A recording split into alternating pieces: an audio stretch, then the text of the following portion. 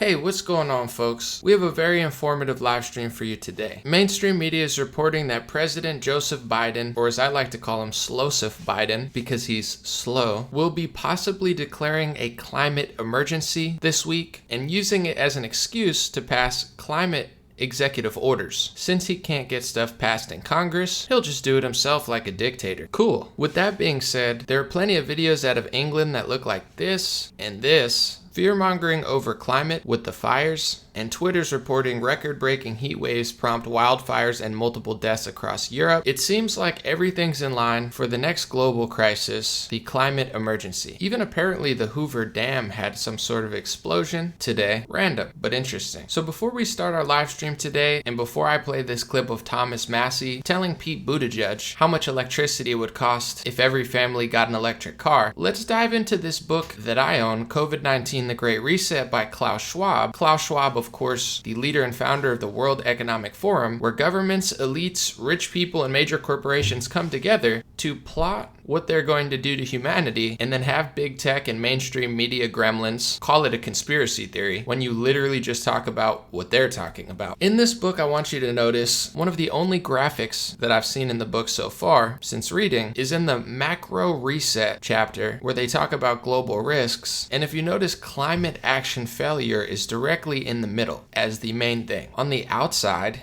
is financial failure, data fraud or theft, state collapse, terrorist attacks. So Klaus Schwab thinks that climate action and climate change is the #1 threat to humanity. Also in the book, as you've seen I've highlighted here, this is a direct quote from the book COVID-19 The Great Reset by Klaus Schwab. He said, "First and foremost, the post-pandemic era will usher in a period of massive wealth redistribution, from the rich to the poor and from capital to labor. Second, COVID-19 is likely to sound the death knell of neoliberalism, a corpus of ideas and policies that can loosely be defined as favoring competition over solidarity, creative destruction over government intervention, and economic growth over social welfare." So this man is talking about wealth redistribution from the rich to the poor, from capital to labor, and he's happy that a system is dying that favors competition over solidarity, creativity over government intervention, and economic growth over social welfare. This type of language reminds me of a book I also read called The Communist Manifesto by Karl Marx, where he says a lot of the same stuff. America was not built on the ideas of Karl Marx. It was not built on the ideas of Klaus Schwab. It was built on the exact opposite principles of liberty, prosperity, privacy, civilian rights over government intervention, and competition over big government solidarity. But on social media, big tech is working hand in hand to make sure that you can't question their erosion of the basic principles of liberty and freedom, and they tell you they're doing it under the guise of science, misinformation, and quote-unquote public health. We're going to keep it raw, real, and honest in this podcast. I hope you'll enjoy, and God bless you. The show starts now. Hey, what's going on, everybody? Sorry about YouTube technical difficulties. I don't know why, but it's not connecting to YouTube. Probably has something to do with the weak Wi-Fi in this hotel. I'll let you guys know what's going on with that as also. But thank you for joining, and I will upload it to YouTube and podcasts, etc. after. So before we talk about these executive orders, because there's wildfires in UK, the Hoover Dam today just mysteriously exploded. I guess we'll figure out why. Biden's talking about a climate emergency, climate executive orders, and we all know and we all saw that coming. If you looked at the presentation before, and if you haven't, you could just rewind. I know some people are watching live. Klaus Schwab was talking about climate as the #1 problem in the world, right? And then he was talking about on the very outskirts, as if these are like minor problems compared to the climate. He was talking about financial collapse. One of them was state failure. And I just want to show you this article from 2018 with Sri Lanka, just to show you the type of foresight that Klaus Schwab has when it comes to his ideals, which are very similar to Karl Marx's Communist Manifesto. Let's look. This is from 2018 on the World Economic Forum website. It says, "How we will make Sri Lanka rich by 2025, the World Economic Forum. It's no secret that Asia is the future economic engine, and our endeavors to make Sri Lanka a rich country by 2025. If you guys have been paying attention to the news or my live stream, Sri Lanka is not rich by any means. They're the exact opposite. Mass chaos, mass just confusion over there. And I believe they're in like unpayable debt at this point. We'll see if they could pay it off. So it's like, this is the classic ideals like I almost said Karl Marx, but Klaus Schwab, nearly the same thing. They're always like, oh, we're going to give money to the rich and the poor, and COVID-19 is going to sound the death knell of neoliberalism, and we're going to bring forward these ideas of free, equity, equality. And it's like it always is the same exact thing. Poor people are not richer than they were before the pandemic for the most part. Countries that they promise to make richer through their ideals of communism, socialism, and whatever they would consider it. I don't know. They act like it's not. But I read Karl Marx's Communist Manifesto. I've read not the whole thing, but a good portion of Klaus Schwab's COVID-19, The Great Reset. And it's like he uses the same exact language, has the same exact ideals. And as always, their great ideas of making poor countries rich just makes poor countries poor and destroys them. But here's the crazy part. When it comes to social media, they do the same thing with climate change that they do with COVID-19. And I have to say this for multiple reasons. One, you have to be very careful how you word it, because there's these little goblins that hide in the shadows anonymously. They call themselves fact checkers, and they work for these like operative organizations and pretend like they're bipartisan, and they hide their ideals and agenda behind things that you're not allowed to question. So when it comes to COVID-19, I believe you should personally be allowed to do real science and question things and be right or be wrong. I think we could all get through it if we question each other. But when it comes to them, they say you can't disagree with any of our stuff. Forced masking, lockdowns. It's illegal to protest it. Facebook would delete groups that were trying to protest the lockdown. So now there's this new world of like human slavery. There's this new world of just shutting down your business while Target and Walmart stays open. But this is the craziest part, not the fact that they're even doing it to us. That is crazy, but you can't question it because it's now a public health violation to disagree with their psychotic, Orwellian, authoritarian, communist, whatever you want to call it, regime. That's a public health violation. And when it comes to climate change, we've been talking about this for years, not out of conspiracy theory, I would say, but out of real conspiracy that's been written down hundreds of times in books, novels, agendas posted on the internet, saying, well, this is happening, so we're going to do this. I'm not saying the climate's not changing. I'm not saying it's not getting hotter and colder in certain regions, but I am saying the people that are orchestrating all of these sort of climate emergencies around the world are the same people who are orchestrating the COVID emergencies around the world, are the same people who sound exactly like Karl Marx's Communist Manifesto, and they don't respect our Constitution. They don't respect our American way of life of freedom, liberty, and basic principles that put space between us and the government, like the amendments. They're more interested in eroding that space to have government intervention supersede competition and privacy and stuff like that. And it's the total opposite of our system. What's annoying about it is not the fact that I believe they're just wrong.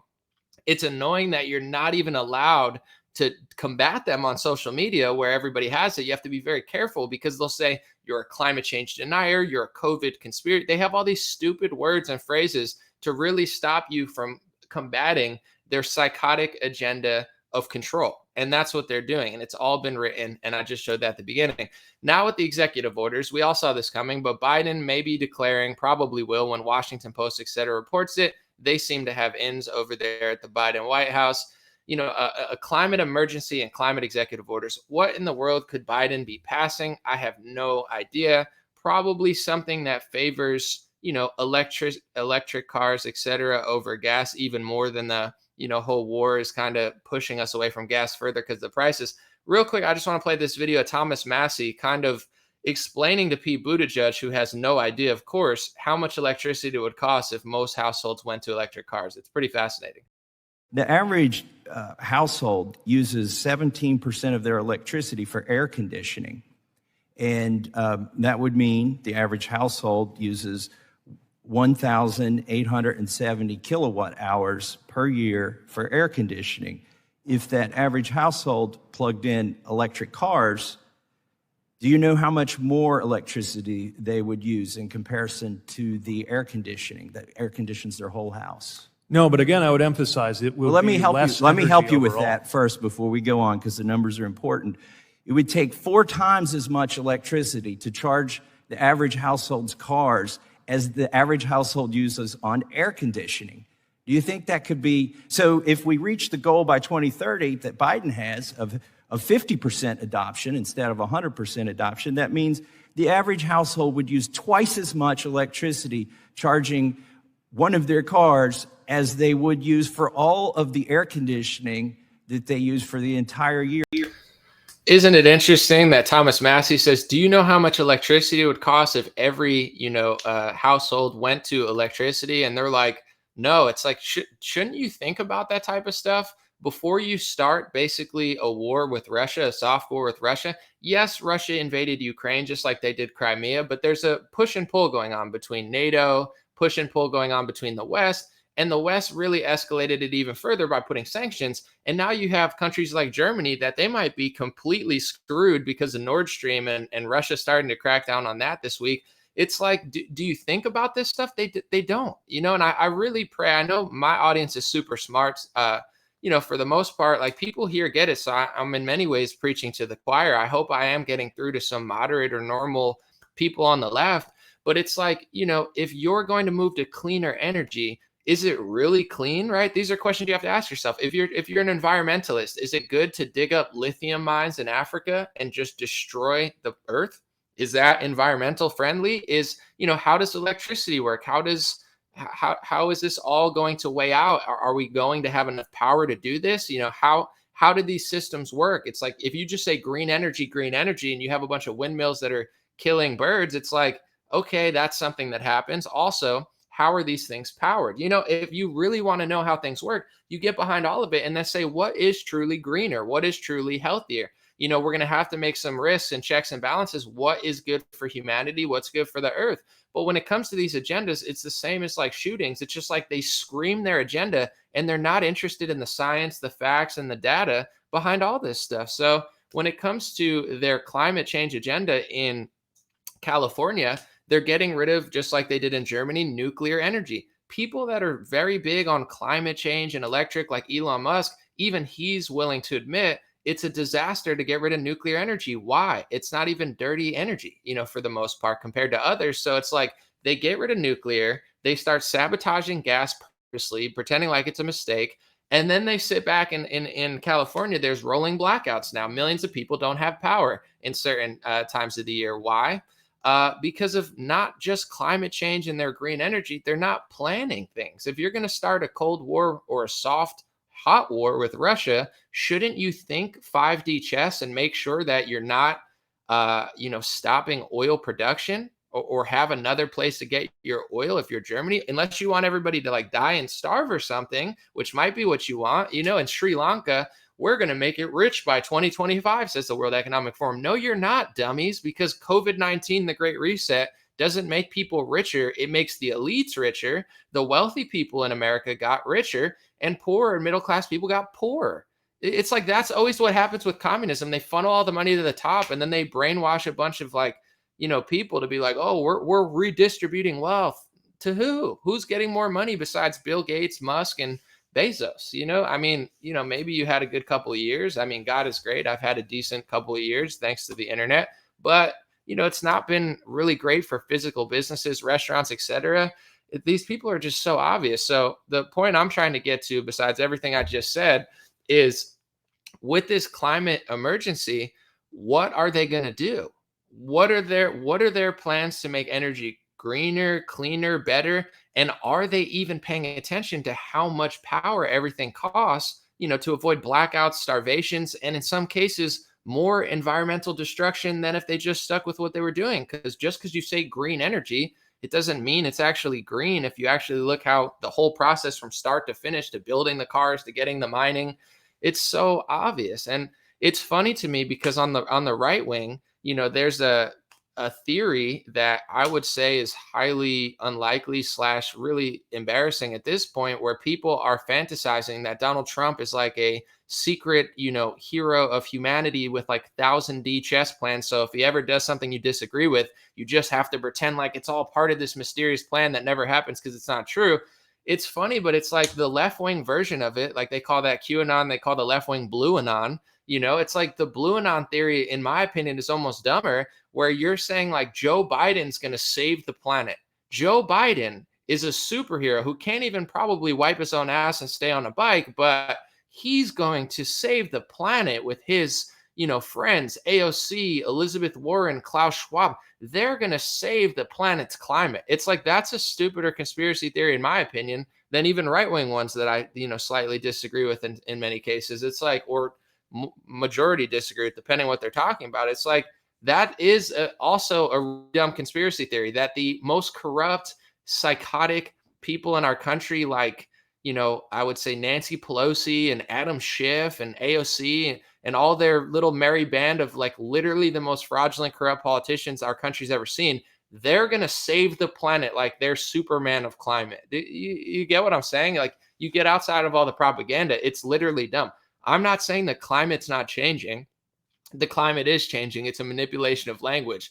There's spring, summer, winter, fall. It gets hotter, it gets colder. Earth is not stagnant. There is no sort of, it's alive. There's volcanoes, there's storms, there's a lot of stuff going on. Yes, we are populating bigger and bigger and bigger. That's going to have an impact. I get it, but it's the same thing with COVID. I never said that there wasn't people getting sick. I know people were getting sick. And to be quite honest, over time, with my own eyes and my own, sphere of influence, I've seen people get mysterious symptoms that I've never seen people get before. So I understand that there is a sickness going on. People are getting sick. There are new symptoms. I'm not denying that, but I do have a problem with locking down the country for 2 years, making people fatter and poorer to fight for health. Like, that's idiotic, but you're not allowed to say that's idiotic because they hide their whole little communist agenda behind this whole scheme at the virus. COVID-19 didn't destroy your economy.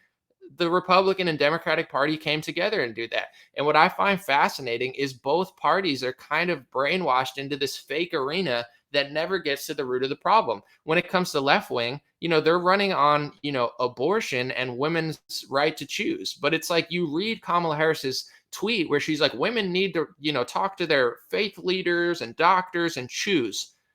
What are you talking about? Because you're not talking about forced masking and vaccination. You're pro-vaccination, you're pro-masking, and you and your administration have supported mandates in that. So you don't actually believe in your woman's rights to choose. We know you're lying, but it's like, at the same time, if you understand what I'm saying, I kind of lost my train of thought, excuse me, but it's like, okay, what are you really doing with that?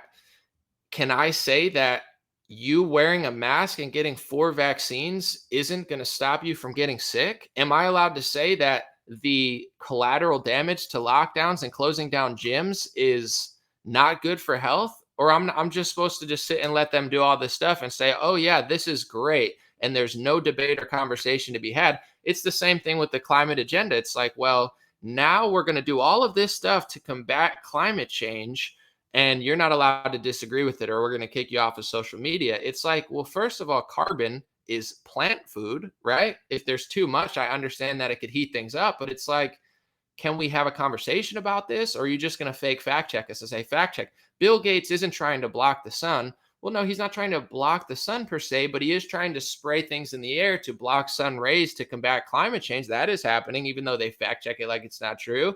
Can we have a discussion on this? I didn't vote for Bill Gates, and neither did anyone else. Now I remember what I was talking about before when I lost my train of thought. You have left-wingers literally thinking the most important thing is a woman's right to choose abortion, but not vaccination and masking and gun control. And like, they're running on those things where you have liberal cities getting crappier. Even Howard Schultz of Starbucks is now admitting that it's Democrats and their policies that are destroying his business, that he can't even open in some of the nicest, or used to be nicest, cities in the country, or greatest and biggest economies. He can't open in them. But then it's like, that's where left wingers are talking. Nothing they do makes sense. They're completely inverted on everything. And I can't fathom why they're so foolish. But then you go to the right wing, and I hate to say it, but the person that's driving the thought in the Republican Party is also trapping you in this arena that isn't getting to the core of the issues. What do I mean by that? If you look at every Republican that's running for office, they're running on President Trump's 2016 agenda for the most part, and they're just adding election fraud into it. It's like they're acting as if we're living in 2016. Like, it's not the same world. Both parties locked down in 2020. Both parties printed $1 trillion.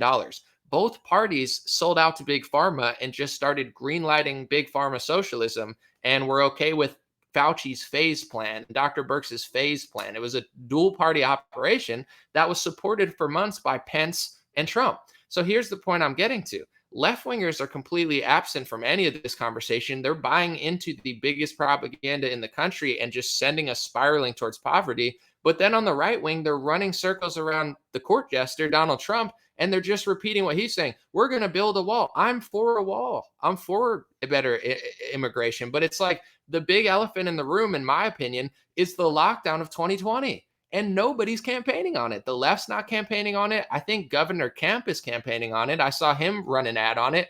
He deserves to campaign on it because he's one of the only governors who opened up quickly. And a lot of people don't remember this, but Trump told him to stay locked down. He said, you shouldn't disagree with my phase plan. This wasn't just Fauci's phase plan. People forget this stuff. Fauci did a phase plan, but Fauci doesn't have power, just like people say Trump doesn't have full executive power. But Trump was supporting it. He wasn't telling people open up right away, open up on Easter. He flip-flopped like a fish. He said he was going to do it. On Easter, he told people to lock down. And then he used his voice and his power in the Republican Party to bully people like Sweden, who stayed open, Georgia, and Governor Kemp, who actually stayed open. So I'm just like, why? You get what I'm saying? It's like everybody's just like in this like arena of like, I hate Trump or I love Trump. I'm going to campaign on. It's not 2016 anymore. You do all those stuff that he was going to do and didn't get done. But at the same time, the elephant in the room is the lockdown, the restrictions, this new climate emergency. This has to be like a main talking point, or else we're just running in circles around two parties, like chasing a tail like Tom and Jerry. So I just find it fascinating that the left is totally gone and they're totally playing into this stuff. And the right is literally acting like the lockdowns never happened, because if the Republican Party told the truth about how they were complicit in the lockdowns, they'd have to take accountability for all of this stuff happening, but they don't want to take accountability. It's not, I get it. It's not smart strategically. You just blame everything on Biden and act like you did nothing. Biden deserves a lot of the blame. I mean, he's definitely got the worst party. I think people should vote Republican, but that it doesn't change what happens. So it's like watching all this stuff. It's just like a big clown show. If you run Republican, you just have to suck Trump's coattails and lick his boots and pretend like he's the God Emperor. Election fraud, build a wall. It's like, okay, what about the lockdown? No, we're not going to talk about that. The whole like big pharma takeover of the country.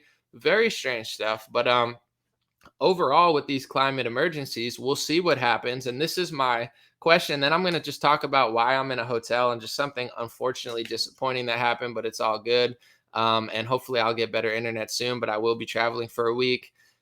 Overall, I don't know exactly what the climate executive orders are, but I do know that it's going to point in the direction of us losing sovereignty, freedom, all of these systems that we've enjoyed in America for hundreds of years. They want to eliminate that for a more communist, system, in my opinion. And we'll see what he does. We'll see what happens. And I don't know. We'll have to see. But I hope that it doesn't work. And I hope that people are going to combat him a little bit like Joe Manchin did. We'll see. I had something else to say. Maybe I'll forget it. Sorry about that. I'm a little upset today. I mean, it's not terrible. I'm fine. God is great and I'm appreciative, but it's been a tough couple of days. Today, I mean, I haven't done a live stream in a few days. I've been busy. I actually visited my family. My father turned 60, so I surprised him for his 60th birthday, spent a week with my family. That was great. And, I always try to make time for that, especially as I get older and I have the freedom to travel and work from my computer. I came to go on the Tim Pool podcast. I was invited to the Tim Pool podcast. And unfortunately, there was a massive East Coast thunderstorm. So I got my flight delayed yesterday, and I could have made half or 2/3 of the podcast. I got in on time to at least make part of it, but they didn't want to have me in. I guess they have tight security and they don't want an interruption. I guess I'm an interruption now, even though I'm a guest. But I ended up not going to the podcast, and they can't reschedule to today or anytime soon because they're booked. So I kind of just got screwed by the thunderstorm. It's not their fault. And I don't know, I guess I'll probably never be on now because I was a little upset with how I was treated, but it's all good. It could have been lost in translation via text with their team. And I guess they've never dealt with that before. They told me that they've never had this happen. So I guess they've never had a delayed flight or they've never had a weather issue in their history of podcasting. And this was the first. So it was just kind of like loose handling. But I could have made at least half or 2/3 of the podcast, but I guess they locked the doors or whatever, and I can't do it. So I pretty much just wasted my time and money being here, but they said they'll pay for most of it or whatever. So it's fine. It's not their fault, but I'm just a little bummed out. That was a big opportunity. I've been looking forward to talking to Tim and his team for, months, but it seems like they don't really give a shit that much about me. And it's just like, whatever, like, just stay and I guess like waste your time. So it's all good, but I get it. Not their fault, but kind of in my opinion, but whatever. Um, I'm stuck here because of another like cancellation. So I just like little bummed out. It's like, I missed a huge opportunity thanks to the weather. Stuck in a place I don't really want to be and just have shitty internet where I can't even do my live stream and do my show and my own job. So just a little annoyed about that, but it's all gravy. That things happen and it's all good. No worries, no worries. All right, I'll read some comments. Someone said, sounded like he was showing you love. Hope you could work it out. Well, I'm just going to be completely honest because I could be a little annoying myself. I'm pretty self aware. It's Tim is like, it's not his fault really at all. I mean, I didn't even really speak to Tim. It was more his team. And the guy who picked me up was super, super nice. And the miscommunication I had with one of his staff members, we worked it out. And it was all through text. So, things could get lost in translation through text. I felt a little disrespected, but it's just text. And I was also in a bad mood because I actually got on my plane at 2:00, right? And I'm supposed to get there by like 3 or 4. And I'm supposed to get to the show starts at 8. And I'm stuck in my plane for 5 hours. I was literally stuck in the plane. They didn't even let me out. It was like, oh, we're going to go. We're going to go. They head faked me like 7 times because of the thunderstorm. So I'm stuck in this plane for 4 hours, 5 hours. I'm already in kind of a bad mood. So I'll take responsibility for that. I'm not thrilled. And then I felt like I was trying to make something happen. Can I do it tomorrow? Can I get in for at least 3/4 of it, which I probably could have made at least half the podcast? I understand the security though. And also, I guess, even if they said they were booked for a couple weeks, if they were to tell me like, hey, you're definitely invited on in the future, we'll schedule another thing in a couple months or something, that would have made me feel better too. But it just seemed like the communication was bad and it didn't seem like they were like rushing to make me feel good about it, but it's all good. It's not really their fault. It's the thunderstorm's fault. So overall, Tim has nothing to do with it. His team was for the most part great. And, I was definitely a little upset but I will say this, cause I do think it's the honest thing to say. Text things can get lost in translation through text. It's easier to talk to somebody than it is to text somebody. So I think the translation was lost in the text and, they were not prepared for this. I guess they've never dealt with this. So it's like a new issue for them. And, it could have been just like a total, I read it the wrong way. Cause when it comes to text, there's no tone, you know what I'm saying? You don't have like a context of how they're saying what they're saying. So, I don't want to hold it against them. It's all gravy. I'm just bummed out because I'm in the middle of nowhere. I mean, somewhere I don't really want to be. I have no internet and I could make the podcast whenever. I could have made it last night. You know what I'm saying? I could have been there for at least half of it. I could make it today, tomorrow, but I guess they're booked. So it's all good. You get what I'm saying? So it's not, I'm just a little bummed out. So, it's all gravy, but don't hold it against them and, show them love. So we'll see if it happens again in the future, but I might have ruined that opportunity. We'll see. Yeah, no, I get it. They got good security and they have a way that they do their show. Someone said the thunderstorm was so weak.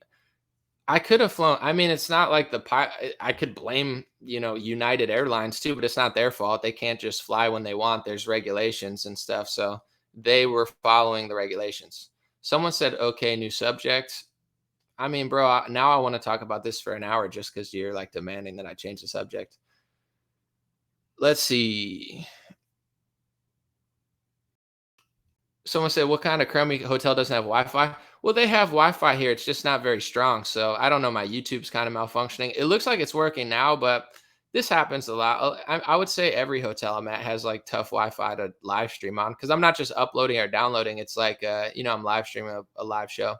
Someone said I was looking so forward to that. So am I. I mean, I would be willing to go back. It's just, I don't know.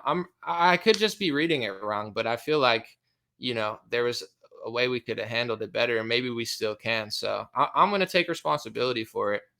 Someone said, why aren't you shadow banned? Bro, I used to have like 10,000 live viewers. I would have 6,000 live viewers every time. And now it's like down to like under 1,000. So I don't know. Someone said stream looks decent right now. It's all good.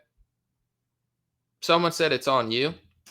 I'm taking I'm taking responsibility. I'm just like bummed out because I'm just like, stuck somewhere and just can't do what I wanted to do. But I'm not upset. I'm just being transparent. That's how I feel. Uh it's all good. It's just annoying. But I'm not I'm not being a hater. I'm telling you the truth. Someone said stay positive.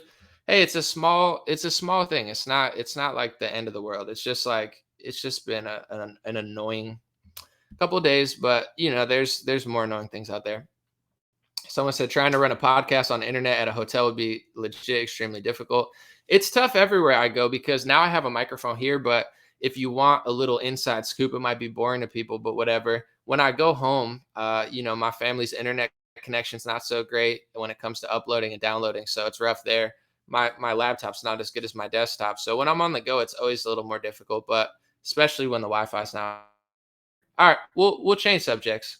Let Someone said humor might be helpful. I'll be funny again soon. Don't worry. I haven't lost my sense of humor, but I can't force it. I'm not like a circus clown where I just snap into it. I'm like, huh. I'll get there though. Someone said bioweapon and Ukraine flag in the bio are no longer on Spotify. What happened, bro? I think they're on Spotify. Did they really get taken down? Hold on, let me check real quick. Actually, wait, no, sorry. I was gonna check, but I don't want to. I forgot I'm streaming from my cell phone, so I don't want to. I'll check. Check again. It might not be gone. It might just be hidden. Can the SCOTUS weigh in on Biden's executive order?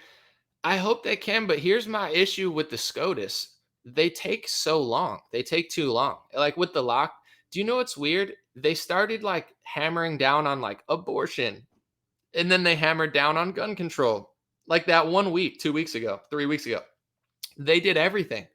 What took them so long during the lockdowns? I mean, it took them like 3 months to weigh in on a church. It's like, what's the point? If Biden can do all the damage, or Trump can do all the damage, or McConnell and Pelosi can do all the damage, whoever you want to blame, and the SCOTUS takes so long, it's just like, we don't have three. I don't have 4 months of Biden just destroying our energy. Um,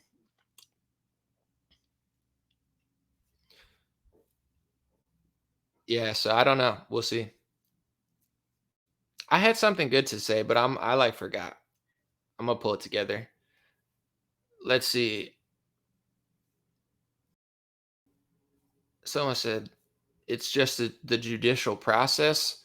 I get it, but like takes too long. During the lockdown, they should have an emergency judicial process because it's like, you can't afford to shut a country down for a week or a month or a year. So I wish they could have like an emergency, come together over important issues that affect so many people.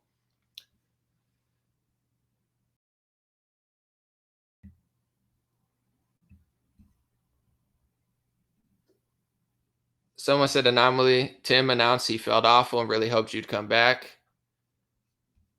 That's fine. That's cool. It's all good. I appreciate that. Yeah. Someone said, "Stop it." Tim announced that he felt awful and really hoped you'd come. Stop what? I just told. I mean, you guys could be mad at me, but I just told you I take responsibility. I was annoyed. Things got lost in translation because it was a text. That's what it is. You're telling me to stop as if I'm bad.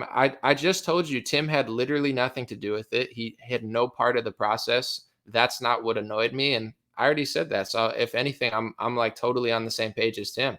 I didn't say one bad thing about him. I didn't, I just said there was a miscommunication between someone on his team, and we figured it out because it was via text. So I read it wrong, or it was said improperly. Uh, why should I stop? I'm not acting like it's all their fault and they're so bad. I didn't. That's not even what I said. I just told you I take accountability and responsibility, and the issue was the storm, and unfortunately, I couldn't hop in halfway through. So it is what it is. Someone said rewatch what you were first saying. It is what it is. I said how I felt, but I was bummed out, and it's okay. It's never happened, I guess, to them. So it was not, it wasn't something anyone planned, the weather. So it was kind of like spur of the moment communication. It's fine. It's not a big deal. Someone said rewatch this. You did say it was their fault. I clarified what I meant at the end, so I don't know if you guys want to hang on to like that little part and make it really dramatic, that's fine. But what I did say was the storm canceled my flight. Uh, I came in late. They closed the doors early. That's their policy, I guess. And so I couldn't come in halfway through, and they already kind of had their show going. And I was upset with the communication with someone on their staff, not Tim. I felt like it was messed up, but it was a text translation, so it could have been me misreading it and just bad timing, bad day. So that's what it is. I take responsibility for it and they took responsibility for it. That's what I said. If you want to hang on to one word I said and blow it out of proportion and like lie about it, that's fine. But rewatching it, I told you how I felt. I told you how they felt.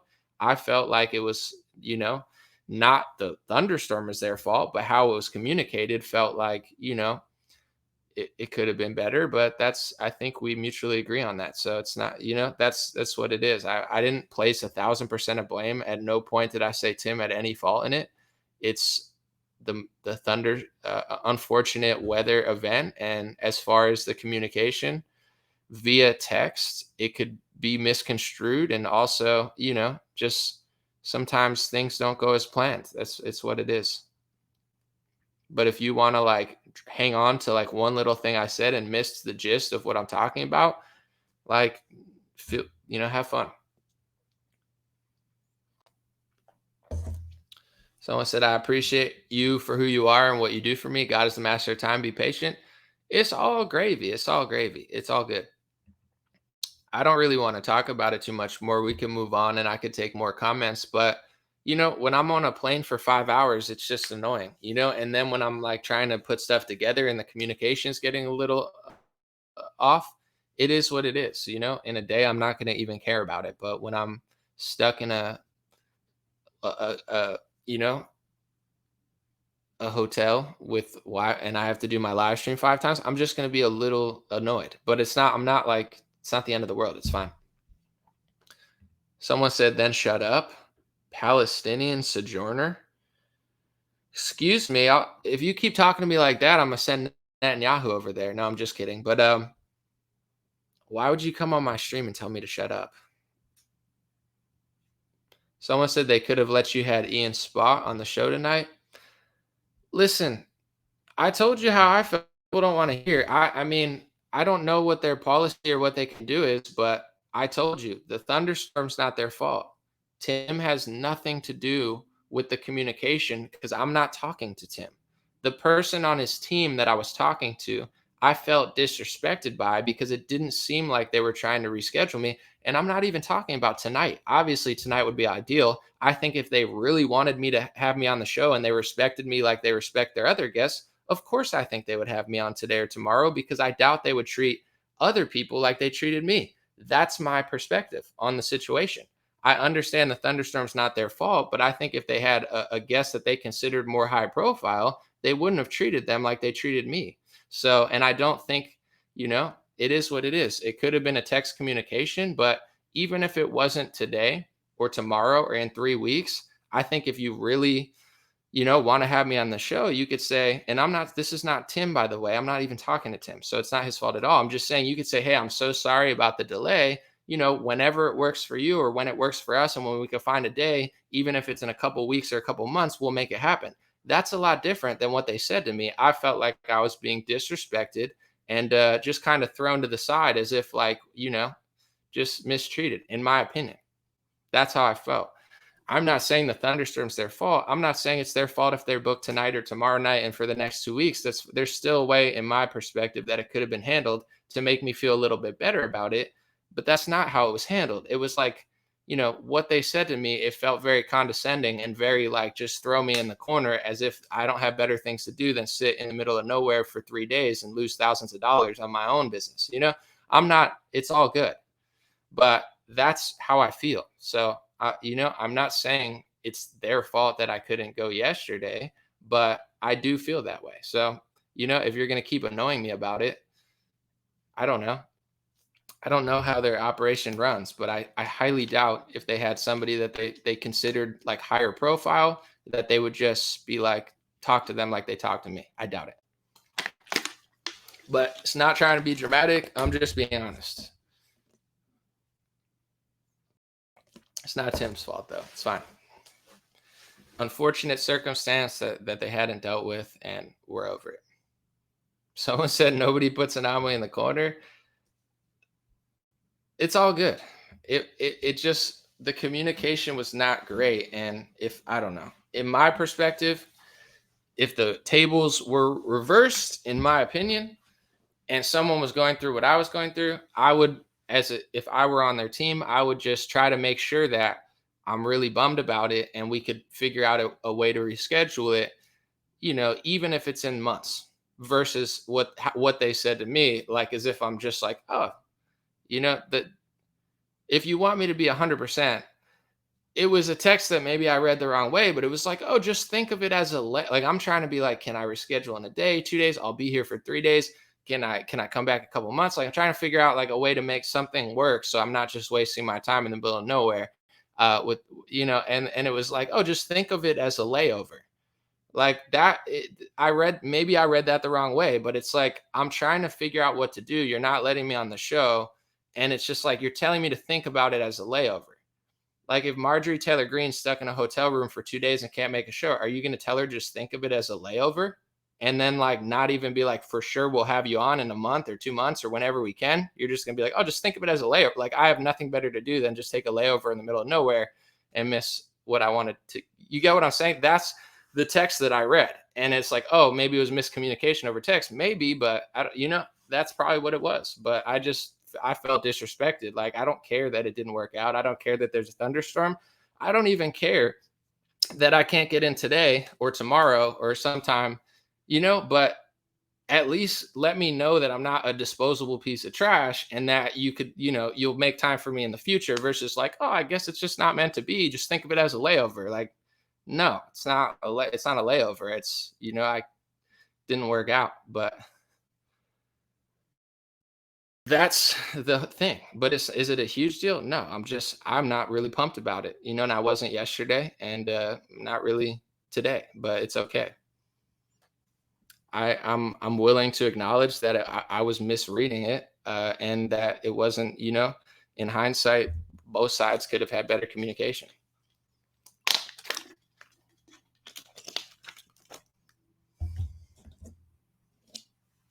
Someone said ignore the down comments. I don't care. I mean, people are different ways, certain people have sarcasm and humor. When you don't really know someone that well, things could get missed in translation through text. You get what I'm saying? I'm not a super selfish person where I don't understand it. I get it. Everybody talks a different way, acts a different way. So I'm not holding this massive grudge or like, miscommunication via text, unfortunate situation that apparently, didn't get worked out how both sides maybe would have wanted it to. But I'm willing to admit it. I could be annoying too. I'm not perfect. I could feel a certain way about stuff, and maybe it's right, maybe it's wrong, but I'm not acting like anybody's so bad or terrible. That's just how I feel, and that's what happened, and it's unfortunate. Someone said you should make up a song to sing, a different one. Hopefully that doesn't get. Someone said, I don't care, I'm on your side. I don't want people to really pick sides, though. I would like to get it worked out and reschedule it, but the message I was getting, or at least that I was maybe reading into wrong when I was on my plane sitting there for 5 hours, I'm like, I can make it for 3/4 of the podcast. My plane's landing off. Oh, it's too late. I can make it for most of oh, it's too late. It is what it is. Just think of it as a layover. Like, this is the message I'm receiving. And I'm like, at least just tell me we can't book you for the next couple of weeks, but we'll get you in whenever we can, or you know what I'm saying? We'll make it up to like, or it's not their fault specifically, but like something to let me know that I'm like, not just that, like, next, just think of it as a layover. Goodbye. Can I get in tomorrow? No, like it, that's what annoyed me. I'm sitting on a plane for 5 hours and these are the messages I'm getting. I could have misread it, but I think a simple, like, showing that you even semi give a shit about me would have made me feel a little bit better. Like if I got someone sitting on a plane for 4 or 5 hours and I know that they're traveling somewhere that they wouldn't be if they weren't on the show for a day or 2 or 3, to get on the show, I'm not just going to say, think about it as a layover and like make really no effort to let them know that I want them on the show at some point. It was almost just like, it is what it is. I guess it didn't work out. Think of it as a layover. Bye. Like, and I'm like, I don't know, a simple, like, sorry, unfortunate situation, but we're definitely down to have you back on. Would have went a long way, in my opinion. So, and it's not Tim's fault. It wasn't Tim. I don't want to make it a whole thing, but that's just what it is. And if I don't have, I'm just explaining why I'm here.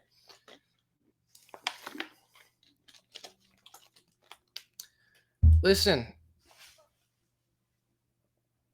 No, I do not tweet at anybody. Do not tweet at anybody. Someone said people tweet at some. I don't want you to tweet at anyone on Tim's show. I'll handle my own business. It's fine. I'm just letting you know what happened. It's fine. I'm not asking. I don't want this to be a whole thing where people tweet. I was upset yesterday. I'm in a better mood now. I'm handling it on my own. But that's how I feel.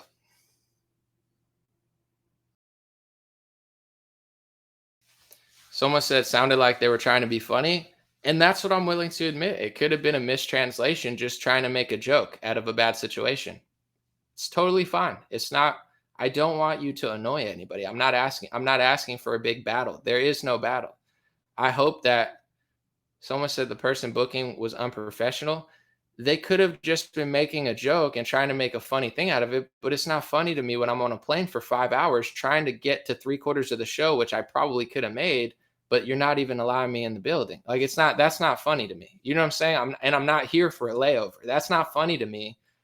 Like, is that what you do to guess that I just don't feel, and maybe I'm wrong, but I feel like if they actually semi-respected me, or if I was someone else, they would have been like, oh yeah, like we'll rebook you again for sure. Or like, we'll squeeze you in at some point, versus like, it's whatever. Didn't work. Guess it won't work now. Like that, that was the vibe I was getting. So it could have been, misread sarcasm. It could have been unprofessionalism. It could have just been, I might be reading it right. They probably just don't give a shit about me. It's not like mind blowing. Everybody loves me and sees my value.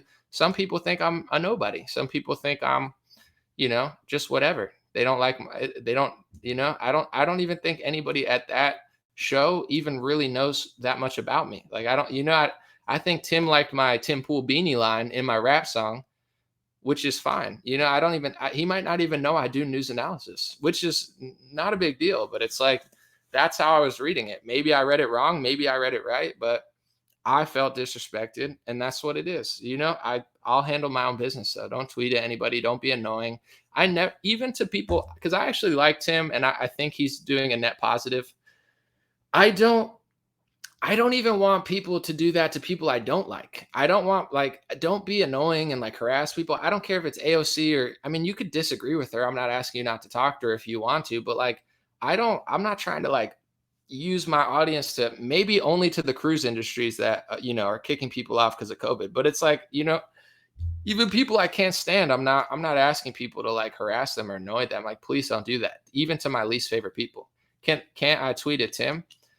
It is what it is. Like, I'd rather just handle it with the people that did it than, it is what it is. Like, time heals all. And as time goes on, we'll figure it out. Maybe they don't like me anymore. Maybe I annoyed them by being like, yo, I don't like what you're saying right now. So it is what it is. It just sucks because it's like, it's been long overdue, and it is what it is. But do not tweet at anybody, please. I do not want that.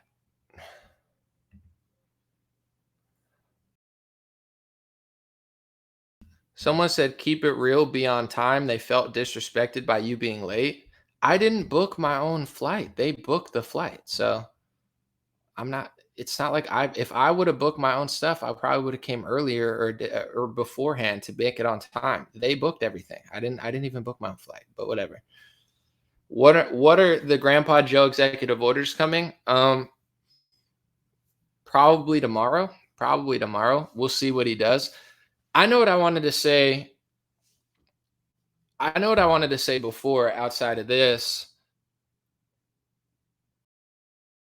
It's very fascinating that the war with Ukraine and Russia happened when it happened, because we already know they're doing all this climate stuff.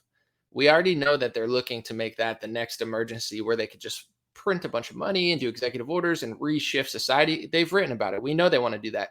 Isn't it fascinating that Russia just so happened to invade Ukraine like months after they're publishing all this stuff, and now there's this invasion, and now there's this, you know, gas hike in prices, and now there's all this energy battles. It's like the world is like a script. I'm not saying it's written, but it's like, could that have come at a crazier time? Like, they were already going to do all this stuff, and then it just so happens that there's this massive invasion that spurs this whole worldwide economic collapse again after a 2-year economic collapse. It was just starting to get back to normal, and now there's this economic collapse again. Wow. Crazy stuff. Just like with Event 201.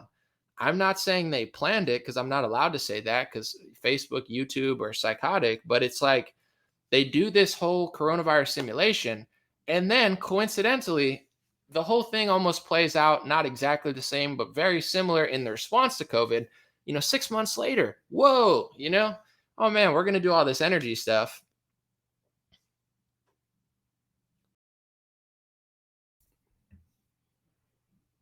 And then they do it. Murph said, I like you, but with this whole Tim Pool thing, you're being a dialectian. I don't even know what that means. Who do you think you are? They're not sliding you, Murph, bro, click the unsubscribe button if you're upset with what I said. It's on you, bro. It's like you live your life, man. You go get stuck in an airport for 5 hours and have people talk to you a certain way, and then you can determine how you feel about it. So I don't really care what you think, bro. You're not me. So if you feel that way, peace. Someone said $10 from Battle Fanatic. Appreciate it. Hold on. I think there was another thing. Geraldo said, Anomaly, with all due respect, you're the Don. If you want us to ride for you, we will. I appreciate it. I'll let you know when something matters more to me, or it's more real. I appreciate it, but I don't want anyone to do anything. I'm just letting you know I'm in a random place, and I'm just letting people know what's going on. So I'll let you know if I need something, but this is not the time. I have friends too. It's like I understand there's different people have different personalities, different, sometimes things just don't work out. I'm not holding this massive grudge or anything. I have friends that I'm friends with that they're like, don't do this, don't do that. I wouldn't do this. And it's like, I get it. I'm not for everyone. My behaviors, like, different people handle different things, based on what type of person you are. Are you assertive? Are you passive? Are you aggressive? Everybody has their own sort of like personality. And some people who are very passive, they don't, even my own friends are like, I'm not you. You know what I'm saying? I'm definitely more assertive. I'm not aggressive. I'm not passive. I'm definitely assertive. I'm definitely chill. And when things don't matter, I'm like the least confrontational person in the world. I don't like confrontation, but once it crosses a certain line, I'm assertive and I can be very blunt. That's just who I am. Some people aren't, right? I'm not I'm not telling you how to be, but that's just how I am. And I have friends that are more passive that don't get why I do what I do. Um, so it is what it is.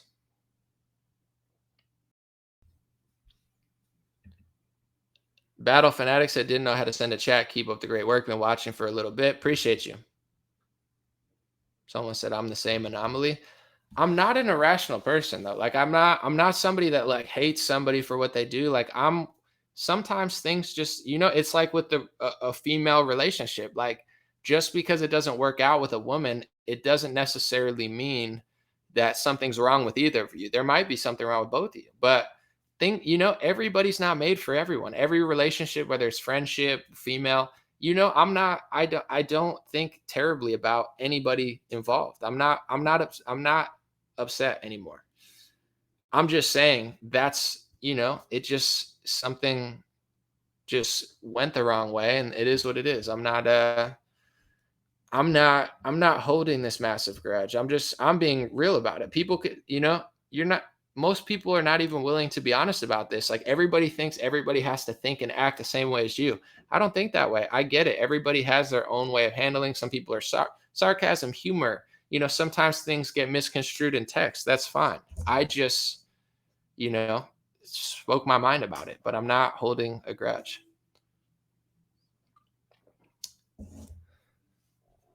Someone said you don't have to defend yourself.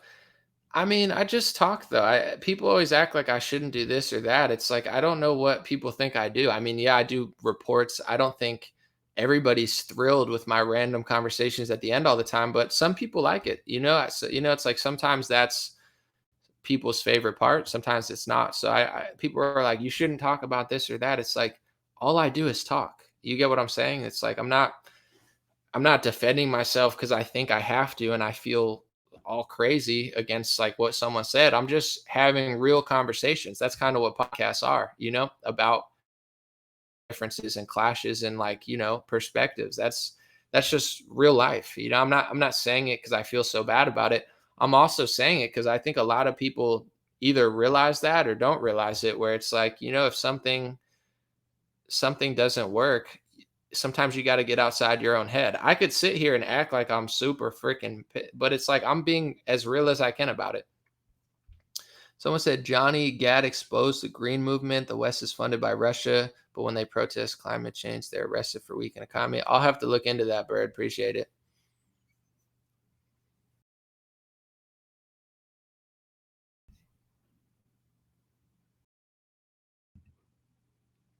Samuel said, you are your own worst enemy. Your insecurities are causing you harm. You need to understand that you cannot control the wind, but you can control your sail.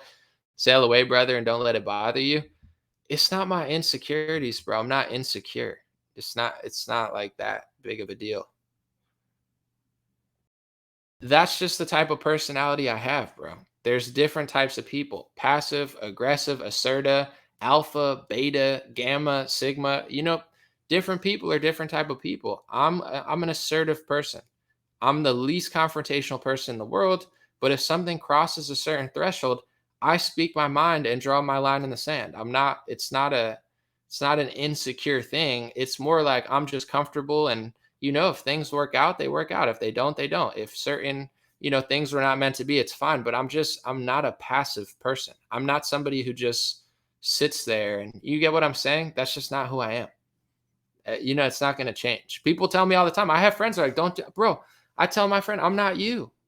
No offense. I don't want to be you. And vice versa. You probably don't want to be me, but that I respect that you're like that. But I personally have certain lines in the sands. I have friends that cross it and they tell me, don't do that. It's not insecurity. I'm comfortable. My life is fine.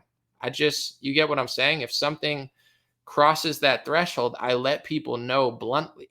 And that's sometimes it's too blunt. Sometimes it's not, people don't want to hear it. Sometimes I could word it better. I'm not sitting here and acting like I'm not, you get what I'm saying? Sometimes just like people could word things better than me, I can word things better than others. You get what I'm saying? So it's not a blame game. I'm just letting you know my perspective.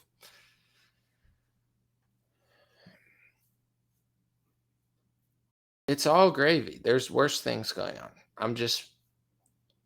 It's something that's happening in my life. And since I'm doing a podcast, I just can't, at a certain point, I thought about it and I talked about it.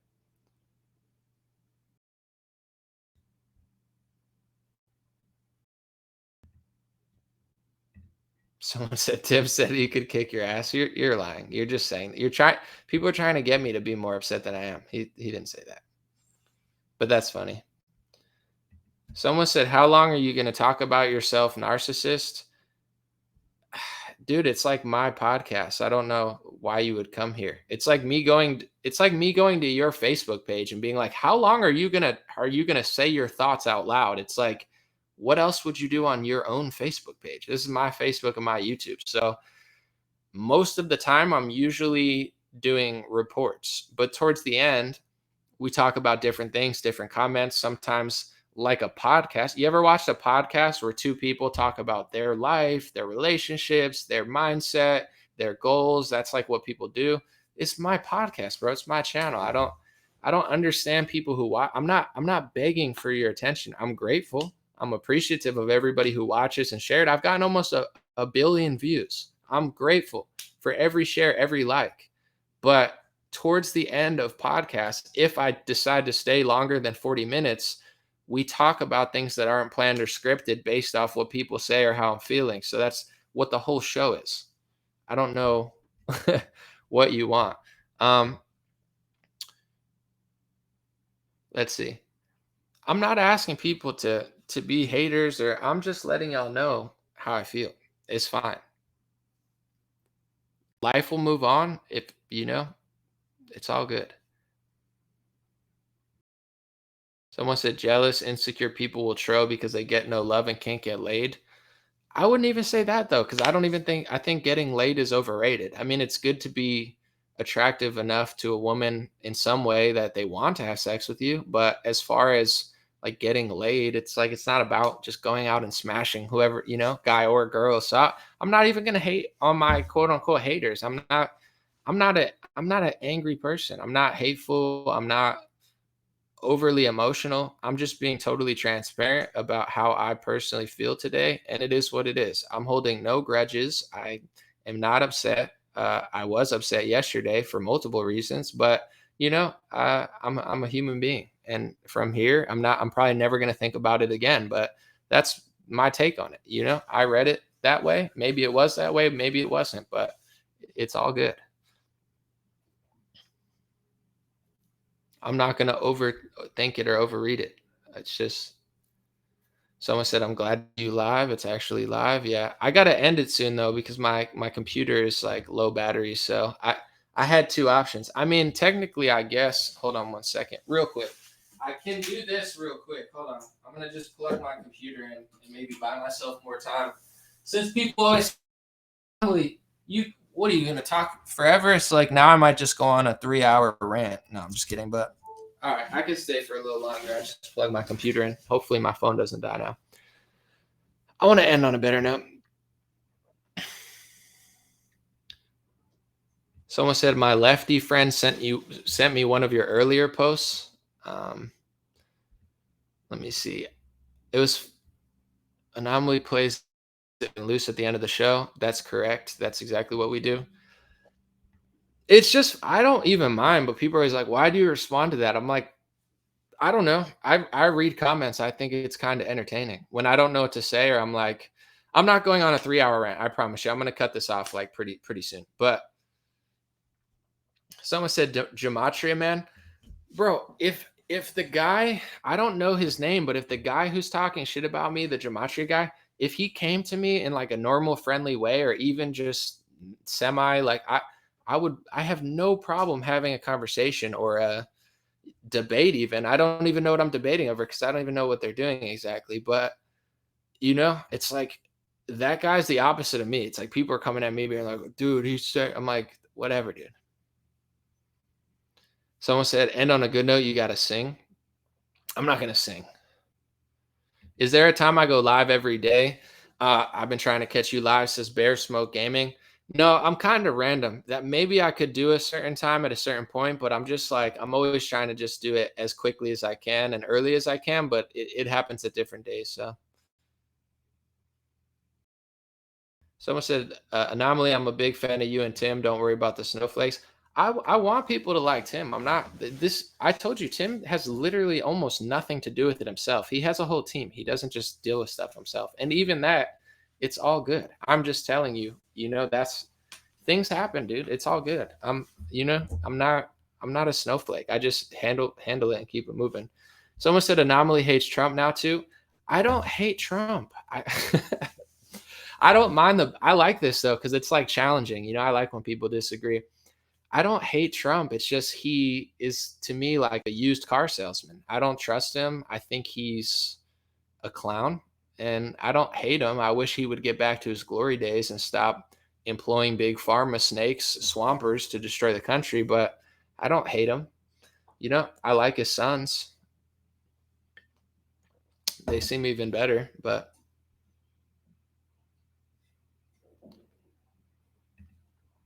someone said, when you see the writers and team folks have, you're doing all on your own. It's so incredible. Well, thanks, Brandon. No disrespect to anyone else, because it's like, it's great to have a team and, like lighting and videos, like that's all next level stuff. But I'm very grateful. And I think doing this on my own for 6 years and getting almost 1 billion views, that's an accomplishment that I'm very grateful for. So, it is not easy work. It takes a long time to edit, film, make thumbnails, and I do it all. And it is, when the time's right, and if the right people saw value, I can maybe collaborate. But I like doing it.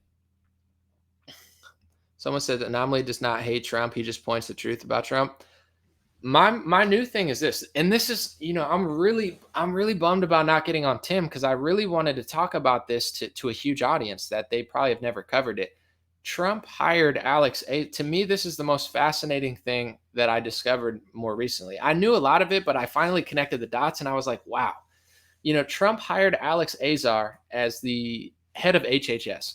The head of HHS is not a hateful thing. They are powerful. It's probably one of the most powerful positions in the country, especially after the pandemic or mid-pandemic, because they run the entire health human services in the country.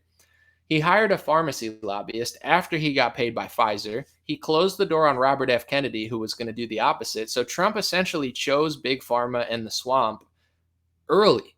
So all this pandemic stuff, all these like fake QAnon accounts that are just like Dungeons and Dragons players and just like grown men who just like to deceive MAGA moms, they like to just fantasize about how Trump is their baby daddy and, he's saving the world from their Dungeons and Dragons. But in reality, Trump early on sold the country out to Big Pharma and set us up for everything that was going to come, because once you put a pharmacy lobbyist and an executive at the head of all of the health, you're going to get Big Pharma tyranny. It's only a matter of time.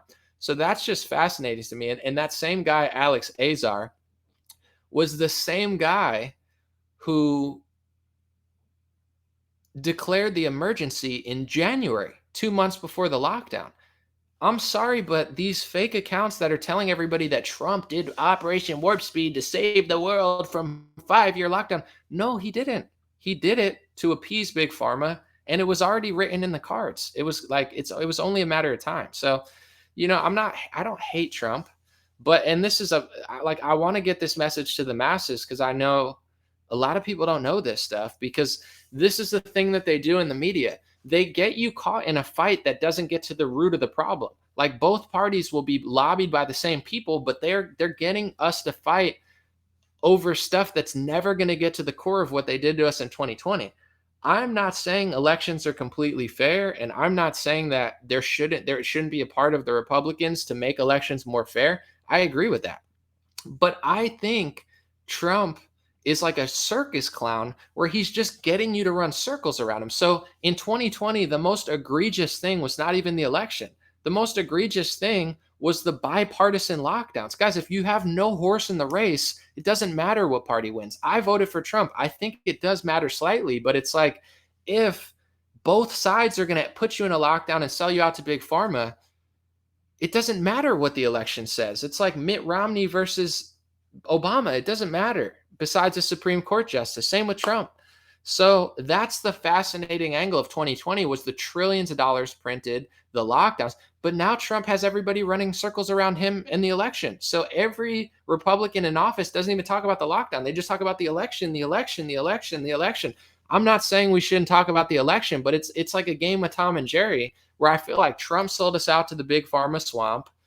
Trump hired a bunch of deep state people and just put on this clown show. The left is lying about Trump, so then they get us to defend Trump because they're lying and he's actually not as bad as they're saying. So we're defending Trump against these false attacks, but that's part of the strategy. If we spend 3 years defending Trump against false attacks, we're not even doing the journalism and research to realize that, no, Trump is not feeding the koi fish wrong, and Trump is not corrupt how they're saying, but he is actually doing other stuff that neither side talk about. They're not interested in doing this journalism about Big Pharma. because they're part of it. So it's like they get us to fight over stuff. And it was morally right, in my opinion, to defend Trump for so long because they're lying about him.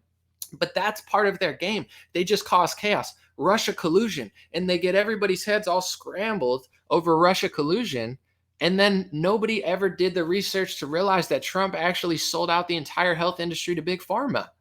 And then we end up in a lockdown and people are fighting over things that don't even matter for 3 years, and it's like, that's part of the equation. So I don't hate him, but I'm starting to realize that's like, he's part of the show. He is like the circus clown to get everybody, hey, let's talk about the election for 3 years and not how I sold you out to big pharma. That's part of the circus. Someone said I'm a clown.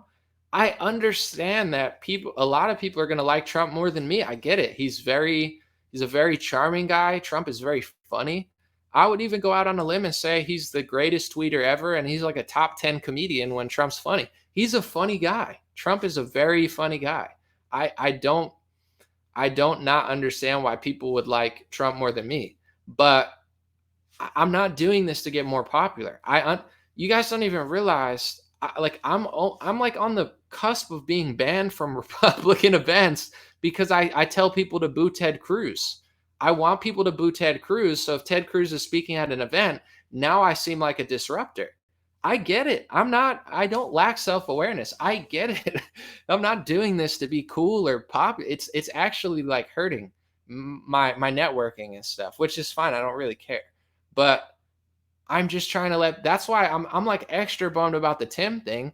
I don't even need that much. I mean, it's definitely a great opportunity, but I'm excited to talk to hundreds of thousands of people, millions of people, and tell them something that nobody really talks about because everybody's just talking about left versus right stuff, which is fine. I talk about it too. I'm just saying it's like, it's not helping me any. I mean, I'm not like playing the victim. It's fine. I'll gain a different audience, but I get that this is not popular. I'm going into MAGA country, not fake Jesse Smollett MAGA country where it's like two Nigerian guys. I'm talking about real MAGA country, and I'm telling them that their hero is a sellout. It's not it's not good for my brand, particularly in a world where but I don't really care. My brand has never been just like lick someone's boots. My brand has been like, I'm going to just do my best to do my best reports, unique reports, bipartisan, call outs. And that's, just try to be as raw as I could be. So it is what it is. But I don't hate the guy. And I call him a clown because I think he acts like a clown. And metaphorically, he's like the circus court jester just running in circles.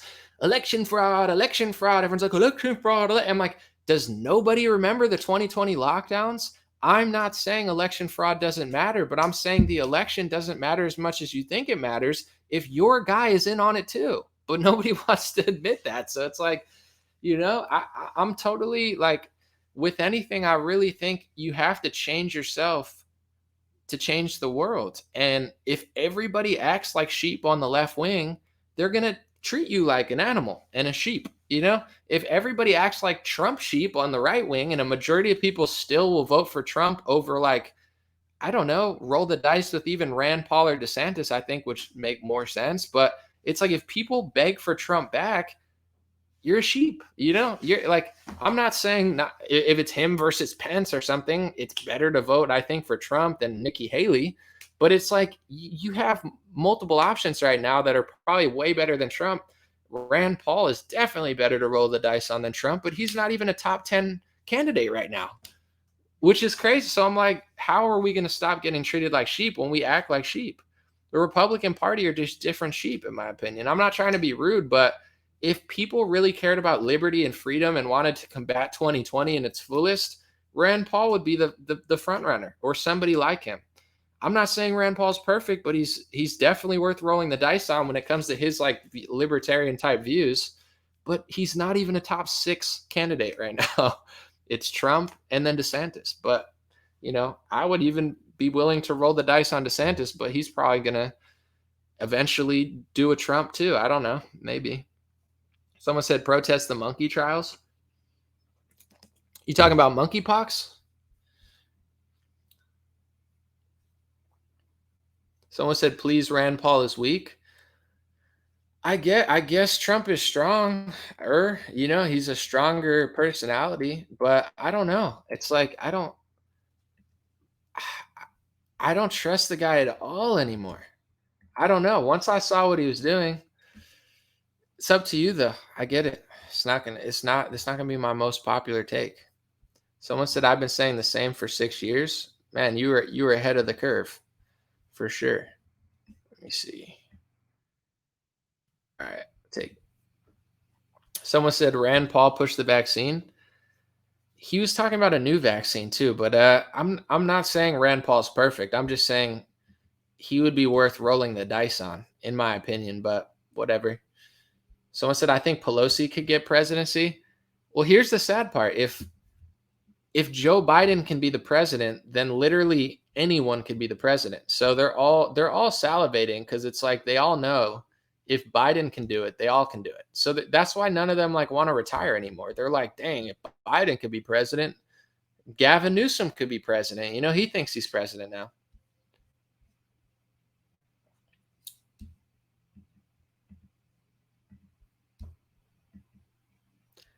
Someone said there is no perfect president. I agree. I just don't personally want someone back that dropped the ball at the 1 yard line, played into the lockdown of America, has no apologies for it, and has yet to really like say what he's going to do different. He hates Milley, but he hired Milley. He hates Fauci, but he elevated Fauci. He doesn't trust Dr. Birx, but he worked with her for 3 months. He hates Newsom, yet during the lockdown, he's posting pictures with him, getting along with him. He hates Phil Murphy of Georgia, yet he's like, oh, Phil Murphy's listening to me. It's like Trump's like a clown. I actually trust DeSantis more than Trump. And it's not even like he's trustworthy because he's like he's another politician that shouldn't be trusted either. But like, just like the way he talks and stuff, I'm not saying he's perfect, but it's like Trump is like this big clown to me now. I used to really look up to the guy and be like, dang, Trump's the man. But he like when DeSantis talks about something, it sounds like he believes himself. When Trump talks about something, he sounds like a court jester. He's like, General Milley, and I'm like, dude, you hired him. Fetchy, he threw a ball into the ground. And I'm like, dude, you worked with him for 3 months. Dr. Birx, you elevated her. You know what I'm saying? The Bill Barr is such a bad guy who doesn't trust me. You hired him, bro. Big farm. Oh, the vaccine's the save. Like, at least when DeSantis talks, he's like, this is messed up what they're doing to the kids. Like, I'm like, yes, it is messed up. And it sounds like he believes himself. I'm not even saying that Trump is like, or DeSantis is a trustworthy person. I'm just saying like Trump literally sounds like a clown now. It's like, he's like running people in circles around shit that he did. And he has no plan on doing anything else. Like nobody even asks him if he works with Big Pharma because it's like, the vaccine life saves the lives of everybody. And everyone's like, oh, but he didn't mandate it. It's like, yeah, and I like chocolate ice cream, but that has nothing to do with the fact that his narrative is garbage. His leadership is trash. And of the 70 swampers he worked with, it's like, to me, it doesn't even sound like he learned a single thing. Someone said he was advised on to hire. Then why is he not strong enough to not take bad advice? Like what is that? I don't get it. Like DeSantis hires a frontline doctor. He hires a good surgeon general, but Trump hires a bad surgeon general. So are we allowed to call him out? Or is this like a movement where we just say, oh, Trump is this great, strong leader who's just literally like dumb with every hire. Every time he makes a mistake, he deserves all the credit. He's really strong, except for when he makes 15 mistakes. It's not his fault because he just takes bad advice. Has he learned anything from his bad advice? He keeps endorsing swamp rats. He's probably going to lose Pennsylvania. Dr. Oz is a weak candidate. I'm sorry. Dr. Oz is probably going to get blown out because he's a weak candidate. He sucks. But Trump endorsed him, even though he's not even conservative. So it's like, when is it time to call out Trump? It's never time for anybody because they're like, Anomaly, you don't understand. He's this great leader who just mysteriously gets bad advice all the time and believes all the bad advice almost all the time.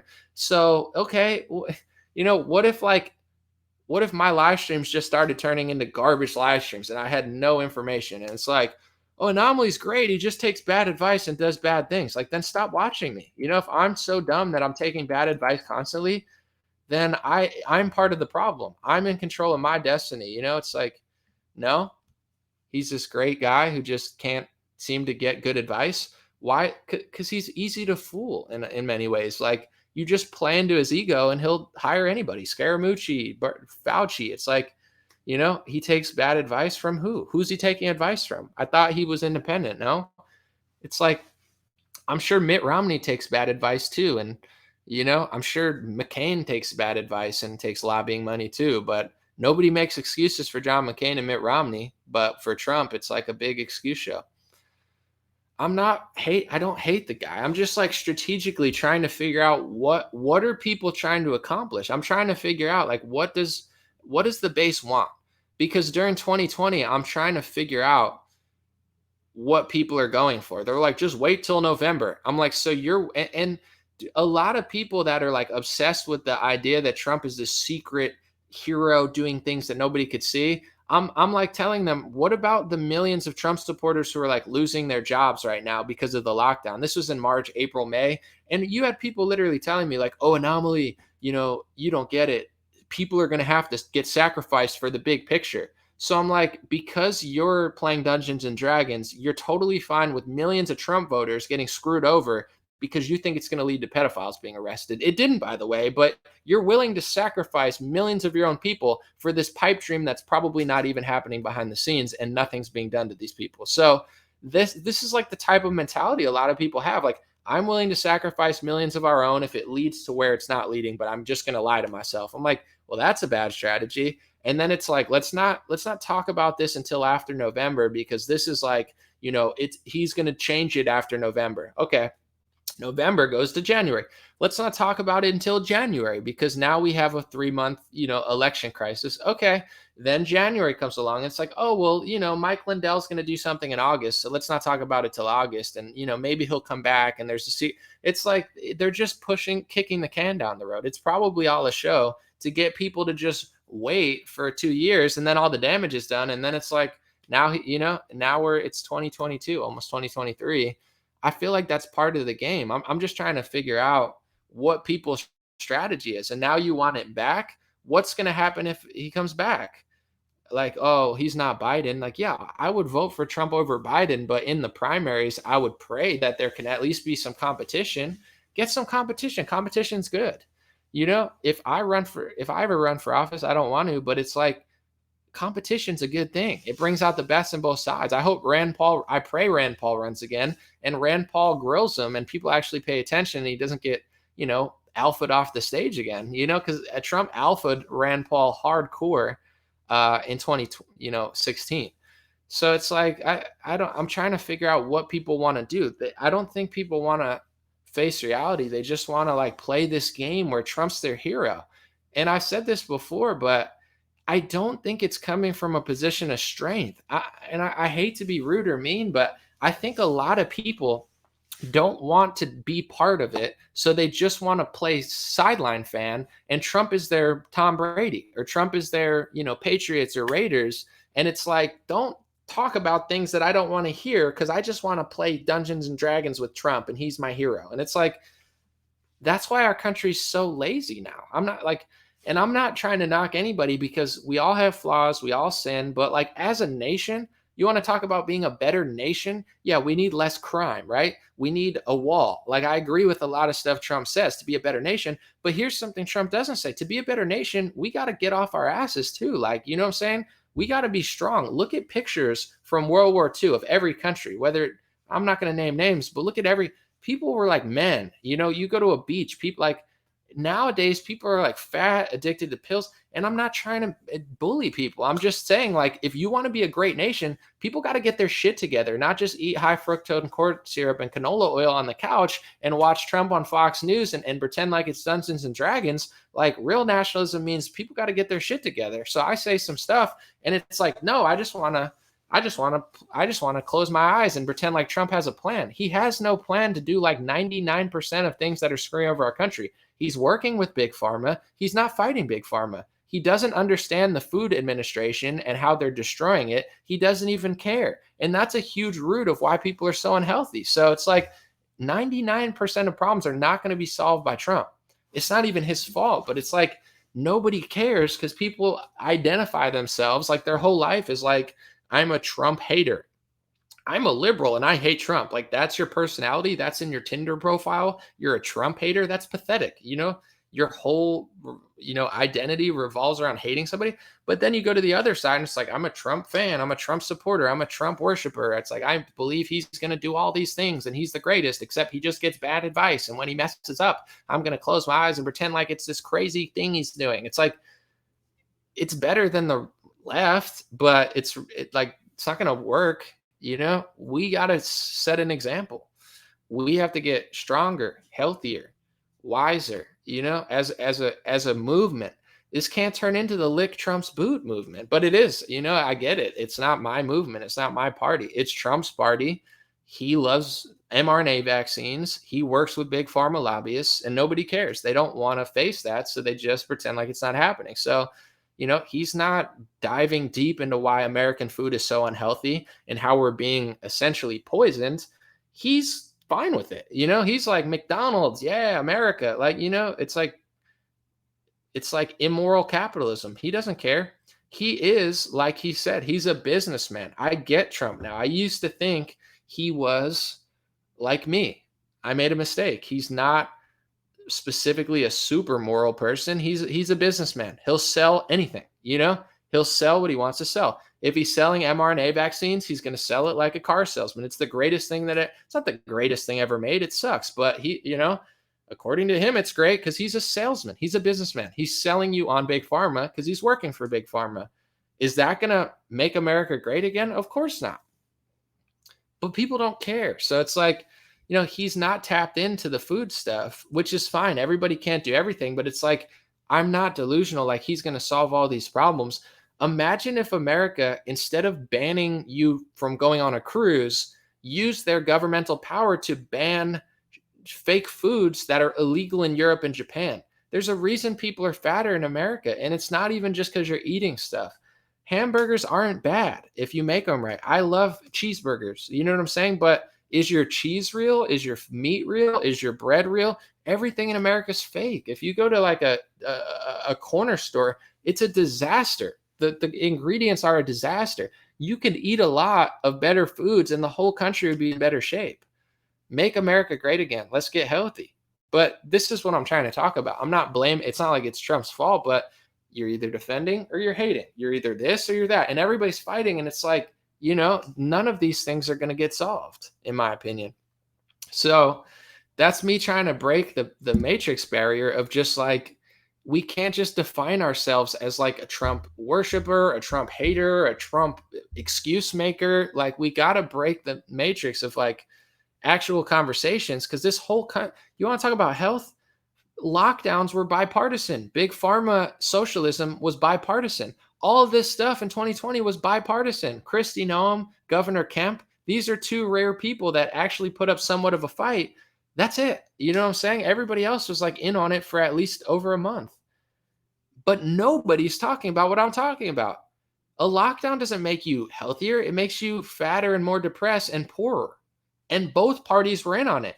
Nobody wants to talk about that because the orange clown is talking about the election, running people in circles around himself. That's fine. Talk about the election. I'm not trying to shut people up, but can we talk about the other part? No, nobody. It's like a big brainwashing scheme. Run around the orange guy, his show. For where's it going though? It's not. You get rid of all the fake food, fake ingredients, fake meat. This country would be healthier in a week. You know what I'm saying? You would save probably, I'm not going to make an estimation, but a lot of people over time, we would get less fat. Our life expectancy would go up. Some of the biggest culprits of life expectancy going down is big pharma, not only the overdose of their drugs, their legal drugs, which are killing hundreds of thousands upon millions of people, but also the food industry, things like diabetes and all these things that weren't that prevalent back in the day that everybody has now and they're taking pills. But you can't hire a pharmacy lobbyist at the head of the human health services like Trump did and act like you're going to save the country. You're just going to kill more people because you're working with the people who don't give a shit about us. So it's like this type of stuff, like my idea of make America great again is to make people healthier, make people happier. Trump's idea of make America great again is to run on his 2016 policy and run people around himself. He doesn't have this great plan to fight the Great Reset. He helped usher in the Great Reset. He doesn't have this huge plan to fight Big Pharma. He worked with Big Pharma, gave them more money and power than anybody's ever seen. He's in on it. And people say, well, I don't care. It's like, yeah, I would vote for Trump over Biden, but that's not going to make America great again. It's just going to sit America back on the couch and hope you don't get locked down again in 5 years. It's like, I don't, it's like a trap. It's like, here's your reality and here's your reality. Here's the left wing, here's the right wing. Go play with your friends. Your left wing, don't we still care about the environment? No, you just care about climate change. Just destroy your own oceans and don't even care about it. Are we still against lobbyists, or are we just going to suck off Big Pharma? No, you're left wing. Go play with your friends. You're going to defend lobbyists now because Big Pharma is your new best friend. It's like, that's what it is to be left wing. Go play in the left wing arena. And if you're one of these left wingers that doesn't play in the left wing arena, like, I don't know, Jimmy Dore, Jimmy Dore is, I don't agree with most of his policies, but he's a left winger who doesn't just play in the left wing, and they hate him. If you're right wing, there's others, but if you don't play in the little Trump arena, nobody's really like, nobody's Republican anymore. That's not like a Trump Republican. It's his party. They're like the Mitt Romneys and the Joe Walshes. These people are irrelevant. They're like liberals nowadays. You know what I'm saying? Any like fake rhino, they exist in government, but in the base, they don't exist anymore. It's all Trump's, MAGA people who are like, on point with most stuff. But then it's like, go play in the Trump world, go play with election fraud, yeah, we'll ban you off social media, but like, don't, it's like they have these two realities where people just, it's like, go over there, fight over policy and this stuff, but you're never going to get to the root of health. You're never going to get to the root of Big Pharma. 2020 was Pfizer and Moderna versus Pfizer and Moderna. 2024 is most likely going to be Pfizer and Moderna versus Pfizer and Moderna.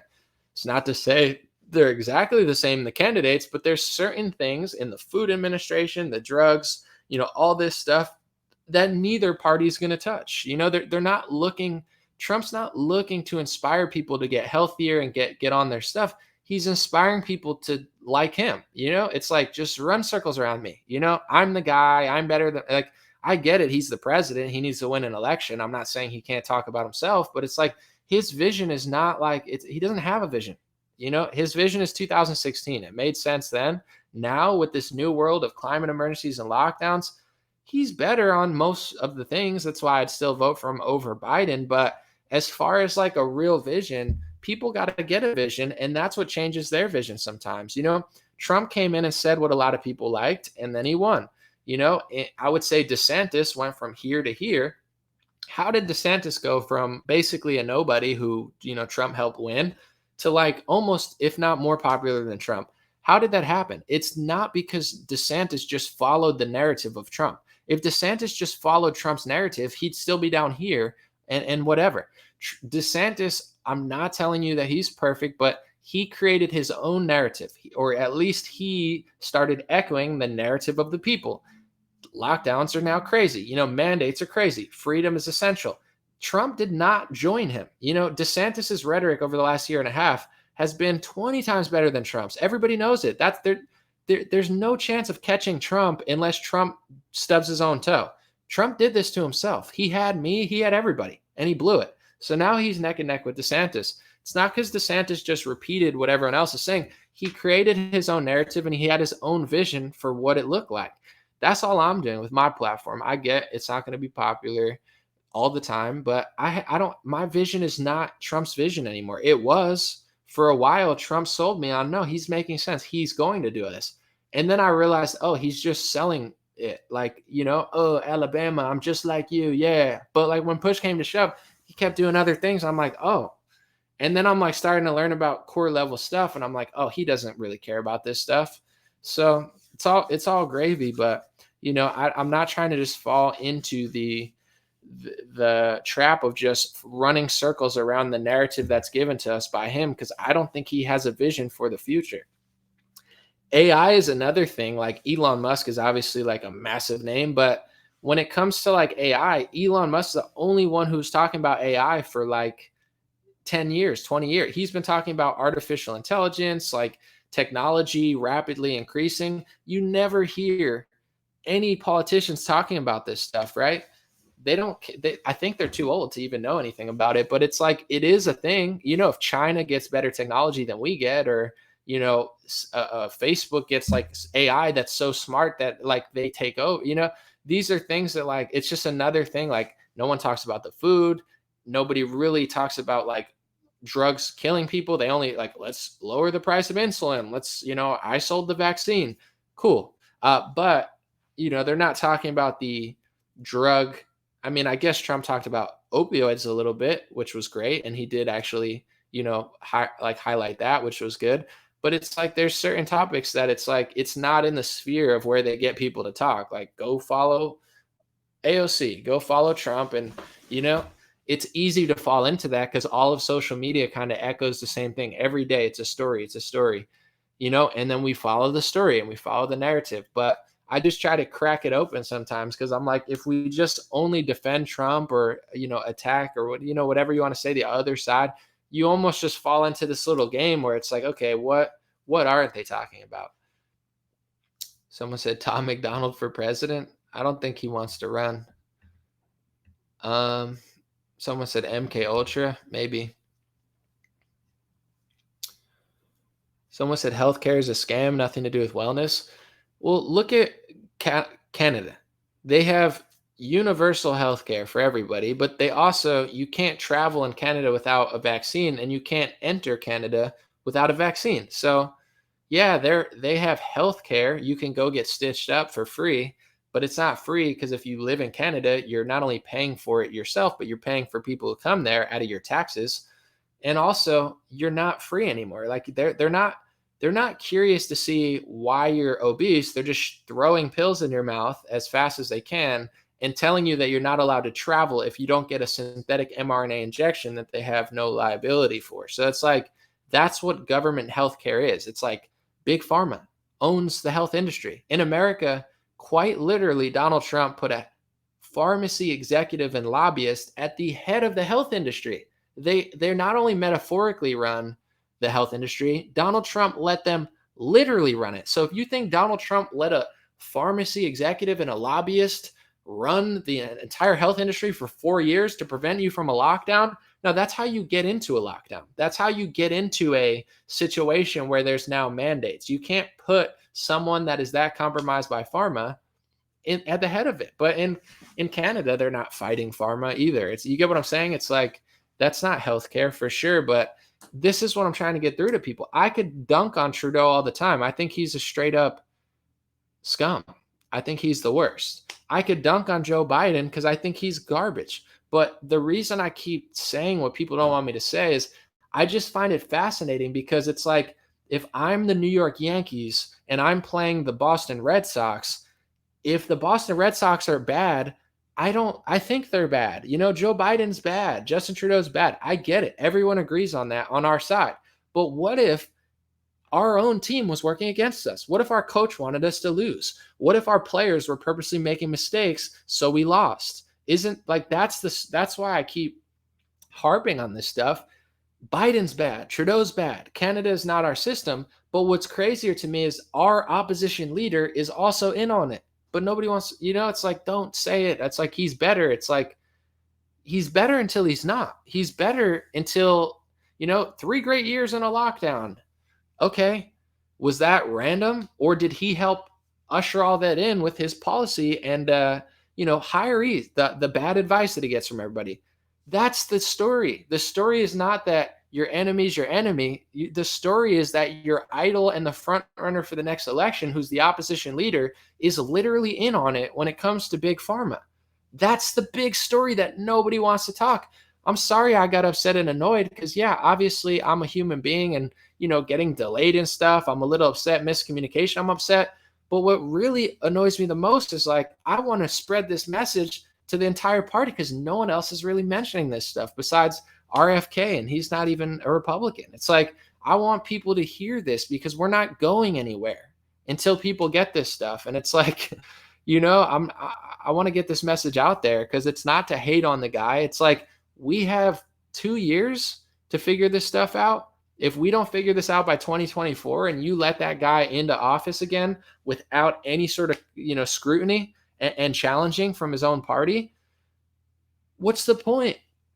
And I'm not trying to knock other people, but guys, I wish I cared about business more because I'm underperforming. To be honest, there's a lot more I could do. I have an email list. I haven't used it in 3 months.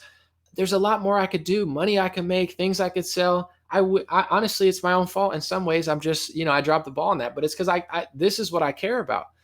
I'm not going to sell $1 million worth of gear just promoting Trump and then shutting my mouth because I want to hang out with the Trump family. Like, I'm almost glad I don't know them as good as everyone else knows them, because then maybe I'd feel the same way, just from a social aspect. Like, that's my friend. I don't want to say anything about him, even though he's doing it. Everybody knows what I'm saying is true, but it's like everybody in MAGA world, they just want to like sell gear and stuff. It's, sell a Trump thing and a Trump that and Trump, sell it. I don't care. But it's like, it's like it's like an issue for them to call out Trump because now they have a whole audience of people that just worship the guy's shoes.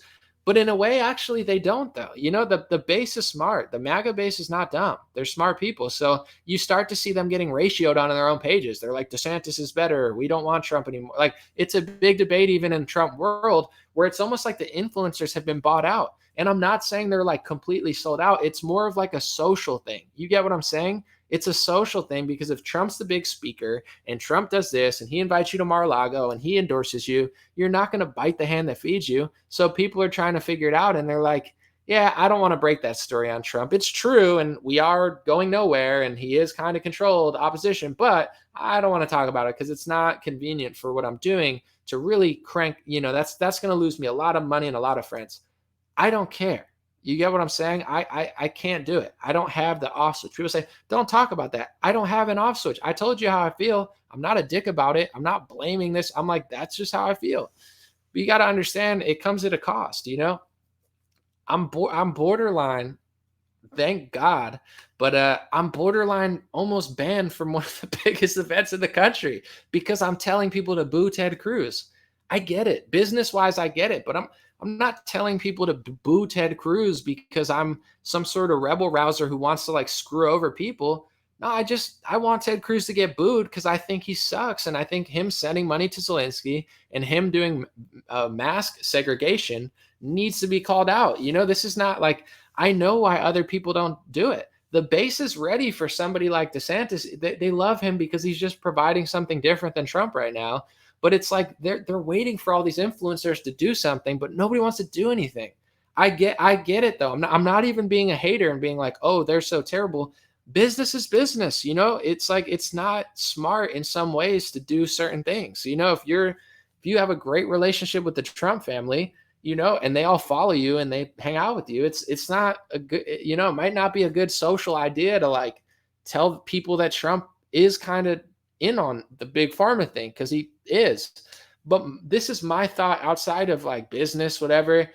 Where are we going? This is like when I go on podcasts with people, I'm not trying to be mean because I get it. I like people. I'm not trying to like burn every bridge that I've ever made, to be a dick. But it's like, where's our movement going if no one calls this guy out? How is it? It's not going to correct itself. He hasn't learned his lesson. He's still every other week. He's like endorsing a swamper and everyone's like, oh, why did he endorse that? Because he's learned nothing, because he has to learn nothing. All the biggest influencers are selling Trump merch and hanging out with the Trump family, so they don't want to talk about him, even though they know it's true.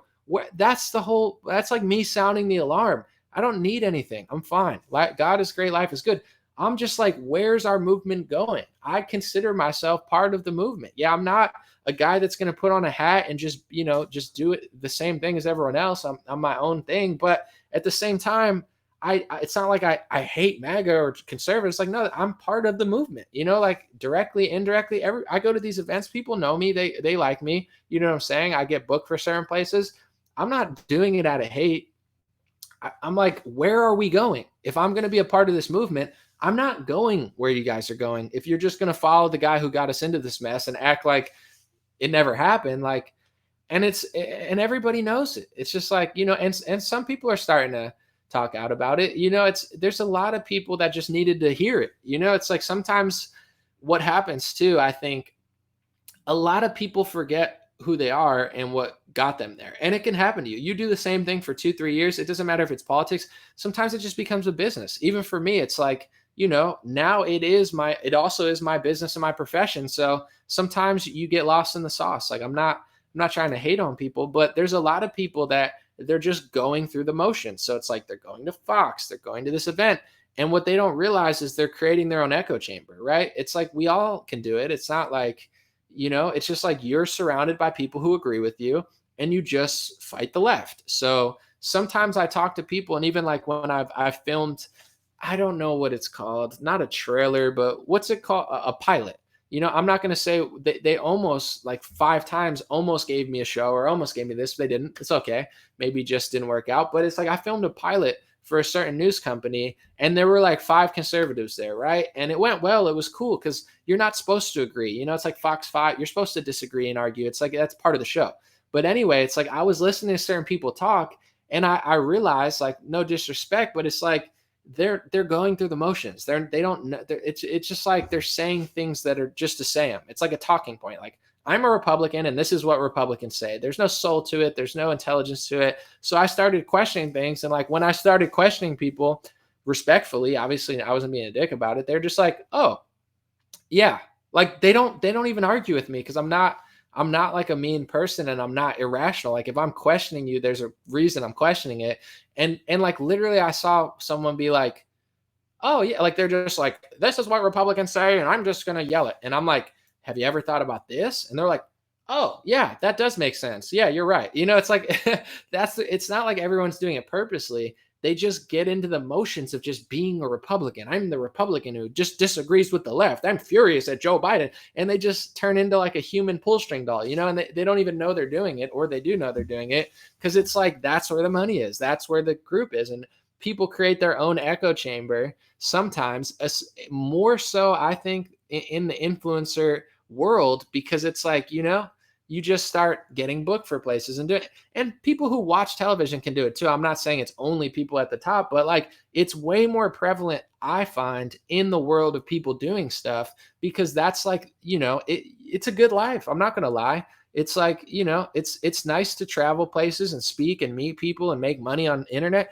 It's a great gig. People are like, oh, it's so tough to do what you do.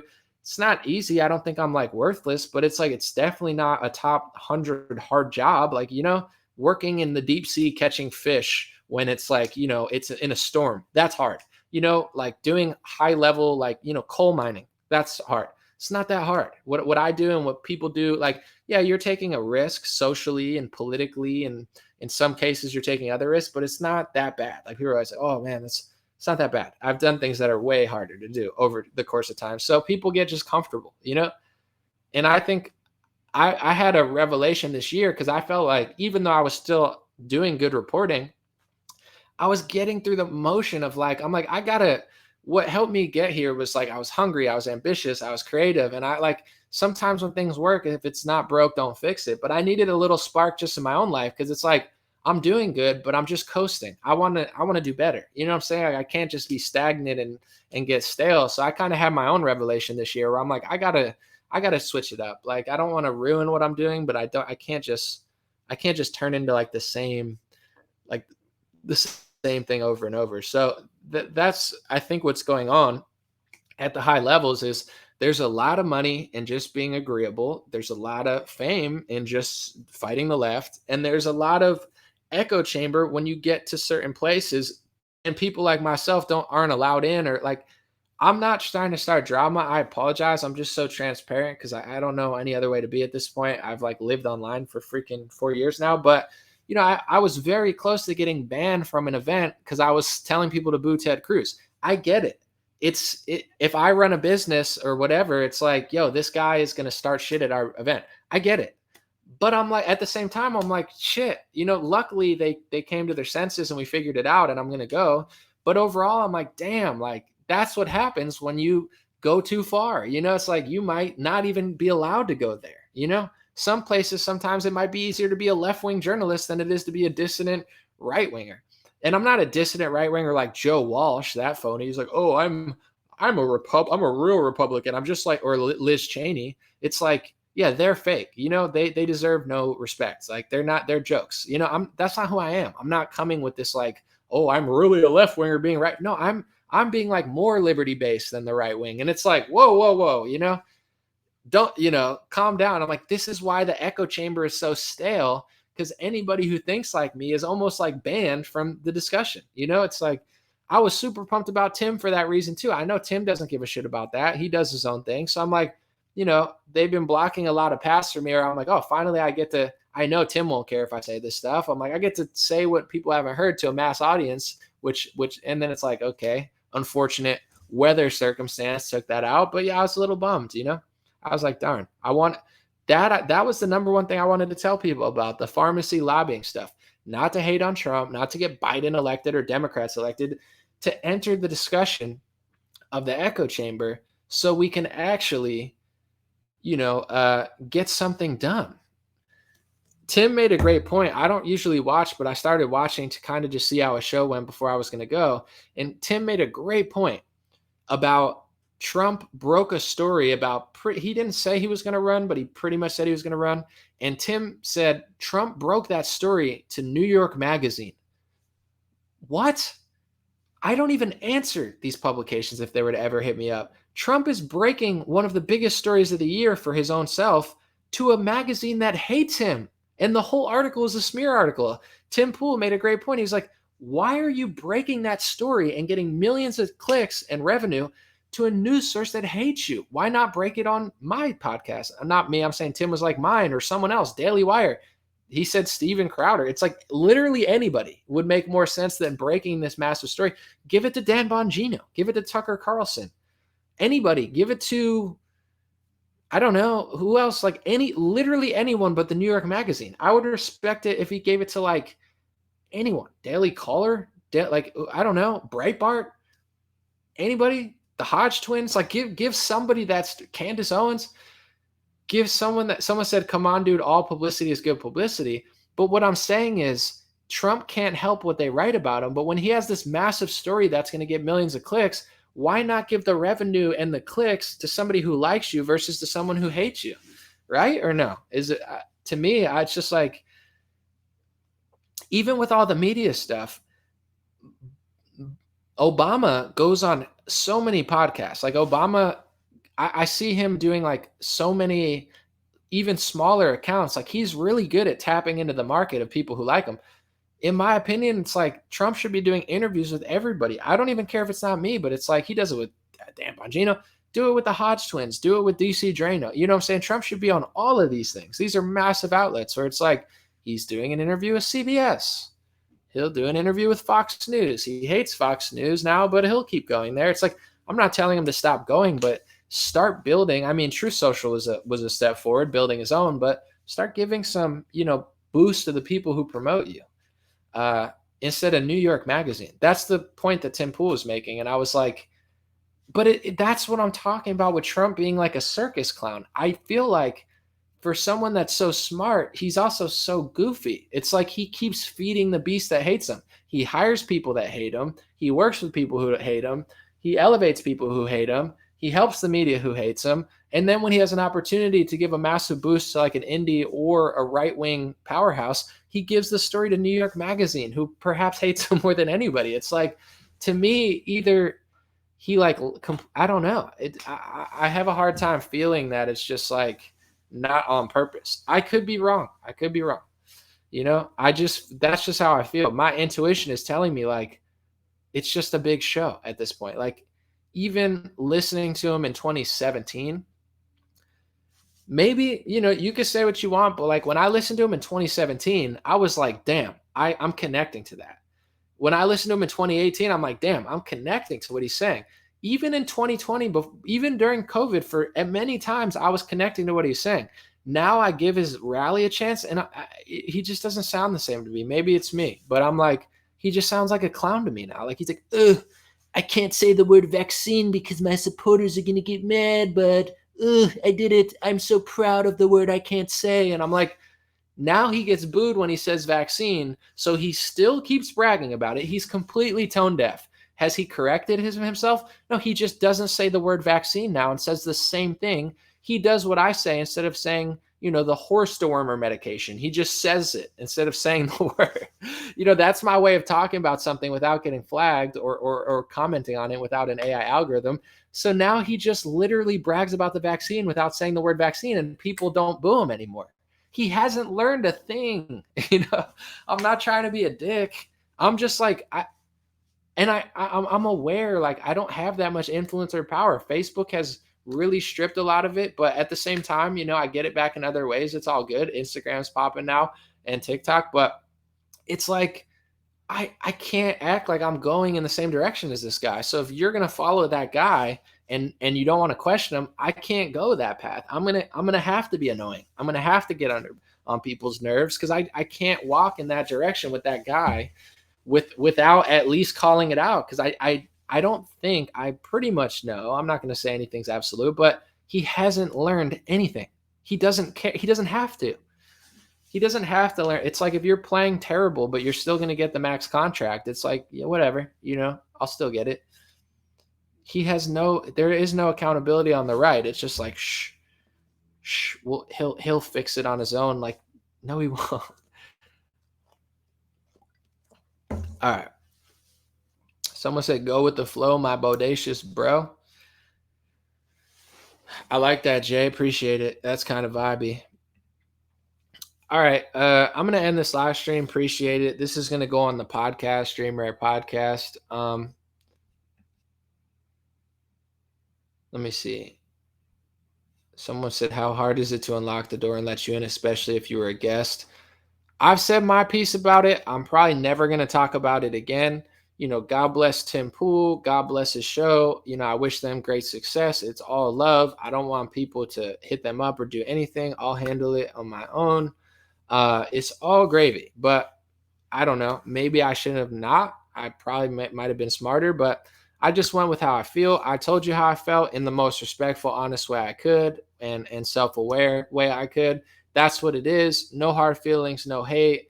I'm an assertive person. I said what I thought, and I still in many ways feel that way. But once again, if sometimes things just don't work out for a multitude of reasons, and that's okay. So it's all gravy. And same thing with Trump. It's the same sort of dynamic there. It's like, I'm not doing this out of hate or like malintentions. It's just like, that's just how I feel. But especially with Trump, it's the most fascinating thing to me, I'm sorry, where I'm like, people are like, move on. And I'm like, I can't move on when we're moving in the direction of this guy who I just don't, you get what I'm saying? This guy who I don't feel like is going where I want. But that's what it is. It's all love to the Trump family and to the show. I won't comment on it again. That's just what happened. That's how I felt. And, miscommunications, mistranslations, it's all good. It happens sometimes. And, I'm always willing to give the benefit of the doubt and take accountability for my own actions and my own, maybe either misreadings or misspeakings, because I'm definitely not a perfect person. And I definitely, take responsibility as well. So appreciate y'all. God bless. And I will be back very soon, hopefully tomorrow.